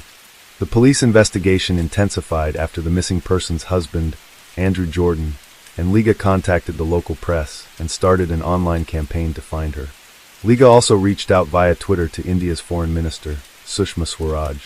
"Please help, my sister, a Latvian citizen, has been missing for 8 days. We are very worried," she wrote. The desperate sister announced a reward of 100,000 rupees to anyone who could help find Liga or provide any information about her movements that day. Liga and her friend, Alexa, who had also traveled to India after hearing about Liga's disappearance, put up posters in the Kovalam beach area where Liga was last seen. Together, they put up flyers and distributed them to people. Numerous locals took an active part in the search for the missing tourist. The important fact remained that Liga suffered from depression and had a hard time interacting with strangers. On the day of her disappearance, she hired an auto rickshaw to reach the beach and was never seen again. She had about 8,000 rupees with her, but no passport, so she could not leave the country. Ashok Kumar, head of the local police station, said that the police had no leads in the case. The police kept saying that the tourist had gone on a bender and would soon return on her own. However, regular, persistent requests for help from Liga and Andrew forced the police to search for Liga. The search operation was conducted in the Kovalam beach area where Liga Scani was last seen. Police assumed that she had drowned, just as the unidentified body of a woman was found washed ashore at Kakal in Kanyakumari district. Investigators examined the body along with the missing woman's sister, but the latter did not identify it as her sister. The version of drowning was not confirmed, and the search for Liga continued. Andrew, on the other hand, was convinced that his wife had been kidnapped by local gangs for the purpose of selling her. He tried to infiltrate these gangs to get more information, but was exposed and warned that repeated contact with the gangs would result in him having to leave the country. A month after Liga went missing, there was still no leads to help find the girl. Liga continued to look for her sister. She visited Kovalam beach every day and watched people. On one such day, she spotted a boat and she had a theory. The only way to leave or leave the beach unnoticed was by boat. On April 17, 2018, after a forced hiatus, Andrew returned to India to continue his search. Liga and Andrew entered a new struggle to find Liga Skramana, but her body was still not found. The search was complicated by the fact that Liga was a tourist and a citizen of another country. The Latvian Foreign Ministry said the embassy was in constant contact with Liga's relatives and was also working closely with the Indian police.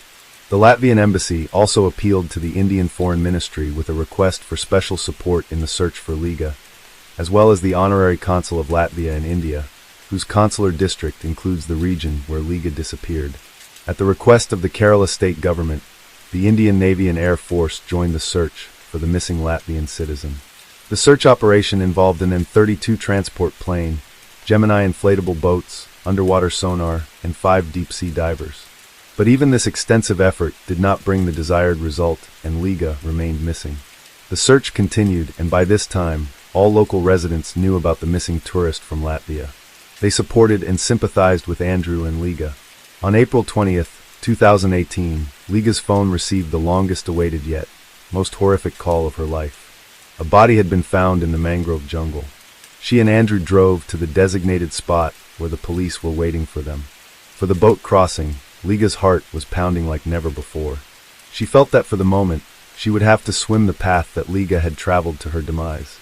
On the spot, horror overwhelmed her. Liga saw her sister's clothes. She recognized the shirt and leggings on the body, but the jacket and shoes did not belong to Liga. It remained unclear how, with whom, and why Liga had gotten to a place that could only be accessed by going through Panader from Samudra Beach. Two women confirmed that they had witnessed Liga traveling alone into the mangrove forest. But why would a girl who was being treated for depression and already alone take a boat to a remote place in the forest? The body was shifted to the Medical College Hospital, where it underwent an autopsy, which was captured on video camera. The police said they could not confirm the identity of the body until DNA analysis was completed. According to the city police commissioner, the body was badly mutilated with the head lying nearby. Police tentatively identified the dead woman as missing tourist Liga Scrumain. In favor of the investigators' conclusions is also the fact that Liga's relatives identified the victim by her hair and clothes. One of the versions put forward by rescue services in India was poisoning. There are poisonous pong trees in the mangrove forest, and she could have accidentally or intentionally eaten their fruit and poisoned herself. Between 1989 and 1999, more than 500 people died from poisoning by its fruits in Kerala alone. However, this theory seemed nonsensical because the person was found hanging upside down, but there was no head. It is obvious that if Liga had been poisoned, her body would have been in a completely different position, and the head would have been in place. The Indian authorities were talking utter nonsense. Based on the information about Liga's complex psychological problems, the investigators also considered the possibility that Liga had voluntarily taken her own life. Liga feared that the police would try to pass off her sister's murder as a voluntary departure from life. Although a rope had been found at the scene, and it could be concluded that the hiker had hanged herself, Liga demanded a separate explanation for the missing head. "Don't tell me it's lost," Liga said sarcastically in yet another appeal on the internet. Breathlessly, Liga and the anxious public waited for the results of the forensic tests. The forensic results were overwhelming. The report stated that there were areas of blood pooling in part of Liga Scrumain's brain, as well as bruising in the neck area. The autopsy revealed that the woman had been strangled by several people and was killed in an attempted violent attack. There were external injuries on the body, probably sustained during the struggle. However, the fact of violence could not be definitively confirmed as the body was in the decomposition stage. There were characteristic injuries on the cartilage in her throat, which indicated that someone had forcefully squeezed her throat. The trauma was severe enough to be fatal, according to forensic experts. There were blood clots in her brain, which confirmed strangulation. They also noted that there were bruises on her neck and legs. A total of 9 wounds were recorded on Liga Scrumain's body. In view of the above, the police no longer considered the version of voluntary death. According to the autopsy, it was determined that Liga was murdered after resisting or struggling. Hills breathed a sigh of relief and hoped that the police would soon find her sister's killers. But there were complications as well. As part of the investigation, the police began checking out local drug dealers and card players. In addition, during interviews with local residents, 2 women said that they saw Liga walking alone to the place where her body was later found, but the police said they did not fully trust their words. Meanwhile, Liga's relatives have accused Indian police of incompetence, claiming that if the girl had been searched for immediately, the tragedy could have been avoided. The 33-year-old Latvian tourist is believed to have been grabbed from a nearby beach and transported by boat before being strangled. A special team of investigators has begun looking for those responsible for the crime. About 40 suspects were interviewed. However, arrests were planned to be made a few days later after the law enforcers had enough evidence. The Indian police conducted an investigation that led to the arrest of 2 men who were eventually accused of killing Liga Scrumain. Police revealed that Liga Scrumain was lured by 2 men who then abused her before dismembering her body. The alleged assailants, who are now in custody, are local dealers in illegal substances. The suspects fully confessed under torture. Both the accused were pimps and were also dealing in illegal substances, police said. The autopsy did not reveal much evidence because Liga's body was badly decomposed. Andrew Jordan filed a petition in Superior Courting for a review of the felony murder case. He believed that more people were involved in the woman's murder. In the petition, he pointed out that both defendants later recanted their pleas of guilty to the crime. According to Jordan, the men may have confessed because they were tortured, which, as it turns out, is a common practice in India. However, the Supreme Court of India denied the murdered woman's common-law husband, Andrew Jordan, a review of the case due to lack of direct evidence. The trial was postponed for 2 months, but Andrew was outraged by this attitude of the authorities. He had earlier accused the Kerala authorities and police of incompetence and attempts to cover up Liga's murder, so as not to scare away tourists. Both the suspects' lawyers asked for, and got a postponement by law. They have the right to postpone the case once without giving any reason. The more they postponed, the more he was convinced the case was unclean. However, both suspects were in custody. Investigation revealed that 32-year-old Umesh and 28-year-old Adyakumar offered Liga scanny weed, and when she was drugged, they used it and then strangled and decapitated her. It is noted that the 2 men apprehended for the murder of Liga Scram had previously committed similar crimes on numerous occasions. Both of them worked for a food delivery company in the Kerala capital and earned money as illegal tour guides in their spare time. Umesh and Udyan have been charged with destruction of evidence, murder, poisoning, kidnapping, and rape. The place where Liga's corpse was found had earlier served as a pleasure ground for Umesh. He used to take men there. 13 criminal cases have been filed against him, including 6 for sexual assault and 1 for attempted murder. Several of Umesh's victims have testified against him. Liga Scram, along with both men, was seen in the area by several people. They were initially silent, but confessed to everything after the body was found. The detainees confessed to police that they committed the murder while attempting violence. They were apprehended, but had previously claimed that they had only seen Liga Scram in Kovalam. The men pleaded guilty after repeated interrogations. On December 6, 2022, the court finally sentenced both men to life in prison. The court also recognized that the criminals must pay compensation to Liga Scram's sister, Ilsa, 65,000 rupees each. We would like to note that there has been a whole series of such crimes in this country recently. Young girls are regularly subjected to violence. The problem of crime in India is very acute due to the huge number of sexual acts against minors. The government has introduced the death penalty. It is also worth noting that if the relatives, and primarily Liga's sister, had not been persistent, had they not involved the press by organizing a press conference and an influential MP, it is obvious that the local police would hardly have seriously investigated the case. At first, a theory was put forward that Liga had allegedly passed away voluntarily. And as it now turns out, this is not the first incident in this very place where Liga was found. After this story, I would like to warn once again, all women who are frivolous about the dangers of traveling alone in India, do not seek spiritual enlightenment in distant, dangerous, and uncharted countries. Take care of yourself. Today, we're going to take a look at another horrible case with you. The case of Lorena Bobbitt. It's said that a humiliated and insulted woman is capable of anything, with the most terrifying in this list being revenge. Cruel, ingenious, and sometimes unpredictable. Much in this regard depends on the lady's level of sanity, but one must not overlook the depth of her hurt. This destructive emotion can be carefully hidden within a woman for years. But if it erupts, it will sweep away everything in its path. The story of the Bobbitt spouses in the early 90s shook the world, and their surname became a byword, spawning the verb to bobbit, which means to cut or to chop. This case drew heightened public attention, not just to the issues of domestic violence, but also to such a delicate subject as marital assault, which many try to sidestep. Lorena Leonor Bobbitt was born on May 15, 1970, in the town of Bucri, located in eastern Ecuador, near the province of Chimborazo. She was the youngest child in a simple and very modest family. When she was in elementary school, her family moved to Venezuela and settled in Caracas. Lorena grew up quite clever. She performed well in school, was diligent and goal-oriented. In her teenage years, she lost her father, and her relationship with her mother, Elvia Gallo, was quite strained. As soon as she graduated from school, she decided to move to the United States to live with her cousin, Jana Basutti. Her relative gladly took her in and helped her with the paperwork for a student visa.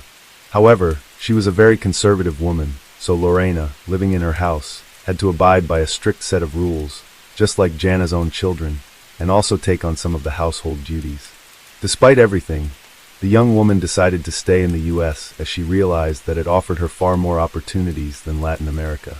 She had long been attracted to the beauty industry, so Gallo decided to train as a manicurist. Moreover, Basutti owned her own beauty salon, located in the city center, had extensive experience in the field, and was eager to help her niece learn the profession by allowing her to observe the work of the specialists and practice on her own. Later, her aunt arranged for her to work part-time in her salon. About 8 months after she moved to the new country, the young woman had settled in, enrolled in college, and was working as a manicurist in her relative's salon while gradually saving money. In September 1988, Lorena was preparing to go to a party with several of her friends. Her aunt gave her strict instructions on how to behave and what time she needed to be home, and she promised that everything would be fine. The modest young beauty was nervous, as it was her first time preparing to go to a nightlife establishment late at night. She chose a relatively modest outfit, unlike her friends, applied makeup, and styled her hair fashionably. Upon arriving at the nightclub, she was struck by the carefree and festive atmosphere. Inside, the venue was filled with young people dancing, having fun, and socializing, and Lorena couldn't help but think that such a place might be where she could meet the man of her dreams. This thought proved to be prophetic. A few minutes later, she noticed a very attractive young man intently looking at her and smiling. He waved at her, and she waved back.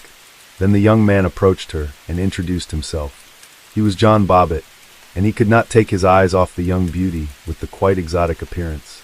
The guy was handsome, tall, and charismatic. He cracked jokes and skillfully paid compliments, so she couldn't resist his charm. They spent the evening dancing and chatting, and afterwards, the new acquaintance walked Lorena to her aunt's home. As they said goodbye, he asked for her home phone number and promised to call soon. John Wayne Bobbitt was born on March 24, 1967, in Buffalo, in the northwestern part of New York State. He was the youngest of 3 children in his family. At the age of 3, the boy lost his father, who tragically died, and his mother, unable to cope with the shock, ended up in a psychiatric clinic after a serious nervous breakdown. All 3 children were taken into the care of their religious aunt and uncle, who wanted to help their relatives in this difficult situation. The boy was still very young at the time, but the events that occurred undoubtedly left a mark on his life. The aunt and uncle raised the children with strictness, in accordance with religious canons. They all attended church every Sunday and engaged in charity work, trying to help those around them. John was not an outstanding student, but overall, he did fairly well in school. As a teenager, he decided to pursue a future in military service. After undergoing the necessary training and special preparation at a military academy, the young man joined the ranks of the Marines, where he proved himself as a brave, disciplined, and determined young man. However, after a few years, the strict regime and the need to obey in the army began to weigh on him. After leaving the service with some military experience and skills, he was hired as a security guard at one of the city's popular establishments, but he later changed jobs frequently, not staying long at any. The day after they met, John, as promised, called Lorena to ask her out on a date. The young couple simply walked through the park, engaging in easy conversation about various topics, and John made it clear that he wanted to continue their relationship. Lorena was not opposed to this, but according to the rules set by her aunt, she had to introduce her boyfriend to her before they could start a serious relationship. John accepted all the conditions, and on the appointed day, he came to dinner at the home of his beloved's relative. Bobbitt was very sweet, courteous, and considerate, yet he made an effort to appear serious. He managed to make a good impression on the strict janitor, and after a serious one-on-one conversation with the young man, the woman allowed her niece to continue seeing John. 6 months after the start of their romantic relationship, the suitor proposed to Lorena, and she accepted. She was overjoyed, having always dreamed of a family, children, and a home of her own. The couple began preparing for the most important event of their lives, and in June 1989, shortly after Gallo turned 19, they made their union official. The wedding celebration was quite modest, as the young couple did not have the money for a lavish ceremony, and they chose to spend their savings on a honeymoon by the warm ocean coast. They were happy, but the only shadow over the celebration was the absence of the bride and groom's parents. Instead, their aunts and uncles came to share the joyous moment with them. After the wedding and a delightful honeymoon, the couple moved to Virginia and settled in a quiet and cozy area of the city called Manassas. The first few months of their life together were like a real fairy tale. They enjoyed each other's company, showing mutual tenderness, care, and love. But as the new year of 1990 approached, the situation began to change for the worse. At first, Lorena tried not to pay much attention to some of her young husband's remarks and rudeness, thinking it was just a so-called adjustment period. But one day, when she served cooled soup for dinner, her husband simply threw the plate on the floor and then started yelling at his wife, insulting her, and calling her a terrible homemaker. She tried to argue, pointing out that he closely monitored where she went and who she spoke to. At home, she had to follow the rules he set, and intimacy between them occurred only when John wanted it, regardless of Lena's wishes. The poor girl couldn't share her problems with anyone, as she found the situation shameful and humiliating. On June 22, 1993, John, along with his longtime military buddy, decided to go out to an entertainment venue. The men partied and drank until late at night, while Lorena was at home alone. She did not wait up for her husband and went to the bedroom around midnight, soon falling asleep.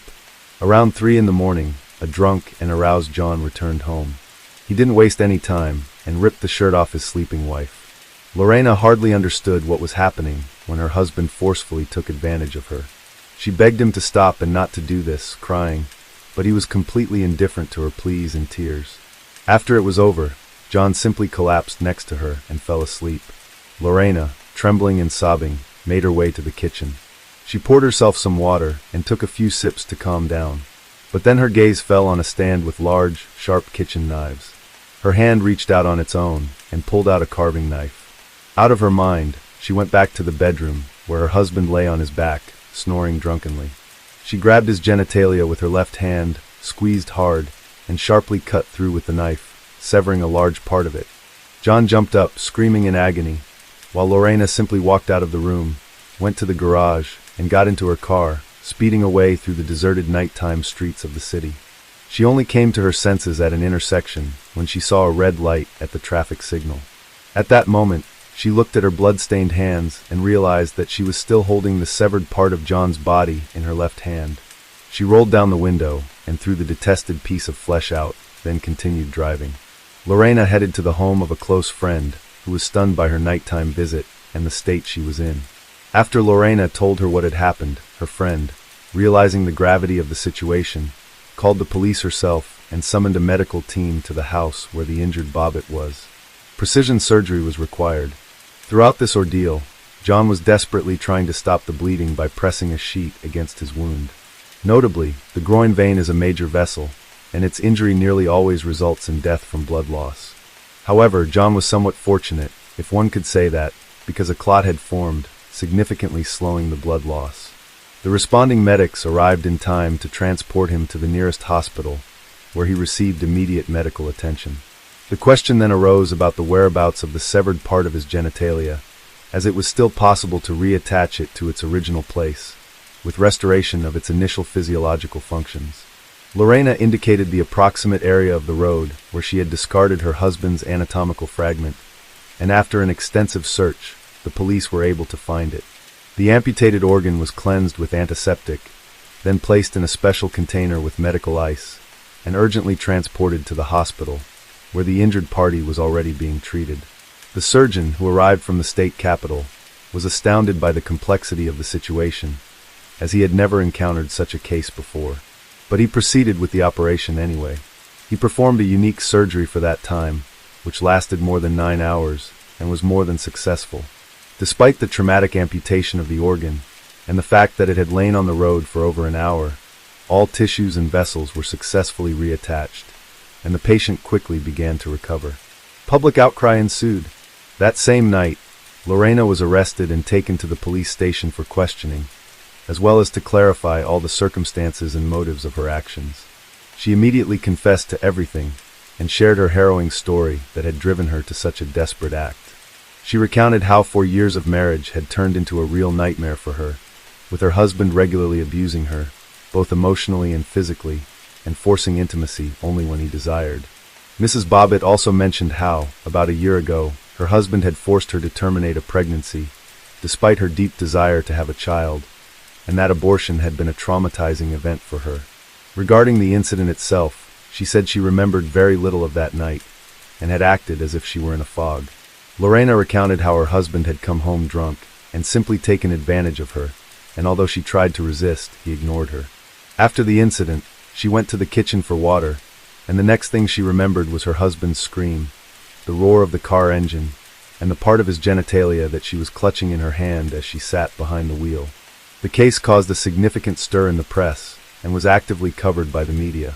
Many women like Lorena, who had suffered from domestic violence, as well as feminist organizations, which were gaining strength and popularity at the time, rallied to her side. In the early 90s, wives who were subjected to emotional and physical abuse by their husbands typically remained silent about their plight. Society was still inclined to blame the victims themselves, suggesting that they provoked conflicts or behaved improperly. It was assumed that a wife should be submissive and obey her husband in everything, and if the husband was dissatisfied and resorted to violence, it was considered the wife's fault. It was her fault. Intimacy in marriage was considered a duty of the wife, not open to discussion. On the other hand, almost all men sided with John. Many feared that Lorena's act might prove contagious, prompting other women suffering from physical and intimate violence in marriage to also take up knives. According to official statistics, there were several million such women in the country at that time. Trials and sentences of the spouses, two parallel court cases, began almost simultaneously. Lorena officially charged her husband only with taking advantage of her on that fateful night, although in court she detailed the years of regular abuse and beatings, emotional violence and humiliations she endured, as well as the abortion she was forced to undergo against her will under her husband's coercion. John's testimony was confused. He denied all allegations against him, but much of what Lorena said was corroborated by facts. For instance, it was confirmed that he did not have steady employment or a stable source of income, yet he loved spending time in entertainment venues, often forcibly or deceitfully taking money from his wife to do so. Additionally, Lorena's friends confirmed that they had repeatedly seen bruises and scrapes on her body, and she had been in a depressed state for a long time, though she tried not to complain. The court concluded that the husband had indeed abused his wife both emotionally and physically throughout their marriage, driving her to desperation. However, regarding the charge of intimate violence that occurred on the night of June 23, 1993, there was not enough evidence, and thus John was acquitted. He presented several versions of what happened that evening, and the jury, composed of 9 women and 3 men, found him not guilty. In the fall of that year, Lorena's trial began in September 1993. She was charged with inflicting severe bodily harm on her spouse. Her lawyers argued that she acted while suffering from PTSD, post-traumatic stress disorder, caused by the ongoing emotional and physical abuse from her husband. A psychiatric evaluation was ordered, which confirmed that she acted in a state of distress, unaware of her actions, and therefore could not be held responsible for what she had done. In early January of the following year, after nearly 8 hours of deliberation, the jury decided that Lorena could not be held criminally responsible for her actions, as she was in a state of insanity at the time of the offense. However, she was required to undergo a 6-week treatment program at a specialized clinic, after which she was able to return to her previous life. The spouses officially divorced only in 1995, after which Lorena reverted to her maiden name. What became of John later? John remained indignant for a long time that his wife faced no punishment for her actions. He decided to fully capitalize on his sudden notoriety, aiming to extract as much money as possible from such scandalous fame. John founded his own music band called Severed Parts, but the group was short-lived as it failed to garner any public interest. When offered a substantial fee to star in adult films in the late 90s, he did not hesitate to accept. Thus, he appeared in explicit films titled Frankenpenis, a play on Frankenstein, and John Wayne Bobbitt Uncut. John acted in several more films of a similar genre, but interest in him and his reattached organ quickly waned. For a long time, John was eager to appear on various talk shows and gave interviews extensively. But over the years, such offers became less frequent, and the story gradually faded from memory. John then found work as a bartender in an entertainment venue in Las Vegas. And by his 50s, he was struggling to make ends meet by taking jobs as a mover, driver, and pizza delivery man. In 1999, he received a suspended sentence for theft. Regarding his personal life during the high-profile court case that the entire country followed, journalists discovered that Bobbitt had an illegitimate son named Andrew, born in 1992 to one of his lovers, Beatrice Williams. In 1994, John was brought for assaulting his new girlfriend, Christina Elliott, who worked as a dancer in a nightclub. He spent 15 days in jail for this and received probation. In the early 2000s, John was arrested 3 times for assaulting his then-wife, Joanna Farrell. This time, he was imprisoned for a year for violating his probation. They officially divorced in 2004. What happened to Lorena? Unlike her former husband, Lorena did not take pride in her scandalous notoriety and tried to stay out of the limelight. In 1996, she decided to return to her native Ecuador, where her mother, Elia, was living at the time. However, just 6 months later, Lorena made the news again when her mother accused her of assault. The conflict was resolved without going to court, and the women continued to live together. A year later, Lorena returned to the USA, where she opened her own small beauty salon in Washington. In 2007, she founded a foundation called Lena's Red Wagon, which focused on helping women who had suffered from domestic violence. Soon after, Lorena agreed to give an interview for the first time in a long time and appeared on CBS News Morning Show, where she discussed her life post-incident. She also appeared on the popular Oprah Winfrey talk show in the mid-2000s. Lorena remarried, and her new husband was a man named Dave Bellinger, with whom she had a daughter in 2006. She preferred not to recall her marriage to Bob at all, and claimed she did not follow his life after their divorce. In 2009, nearly 15 years after their sensational legal battles had ended, the former spouses met face-to-face for the first time on the show Insider. John apologized to Lorena for the way he had treated her during their marriage, and declared that he still loved her despite everything. Lorena was visibly moved by his words and confirmed that every year on Valentine's Day, her ex-husband still sends her flowers and cards.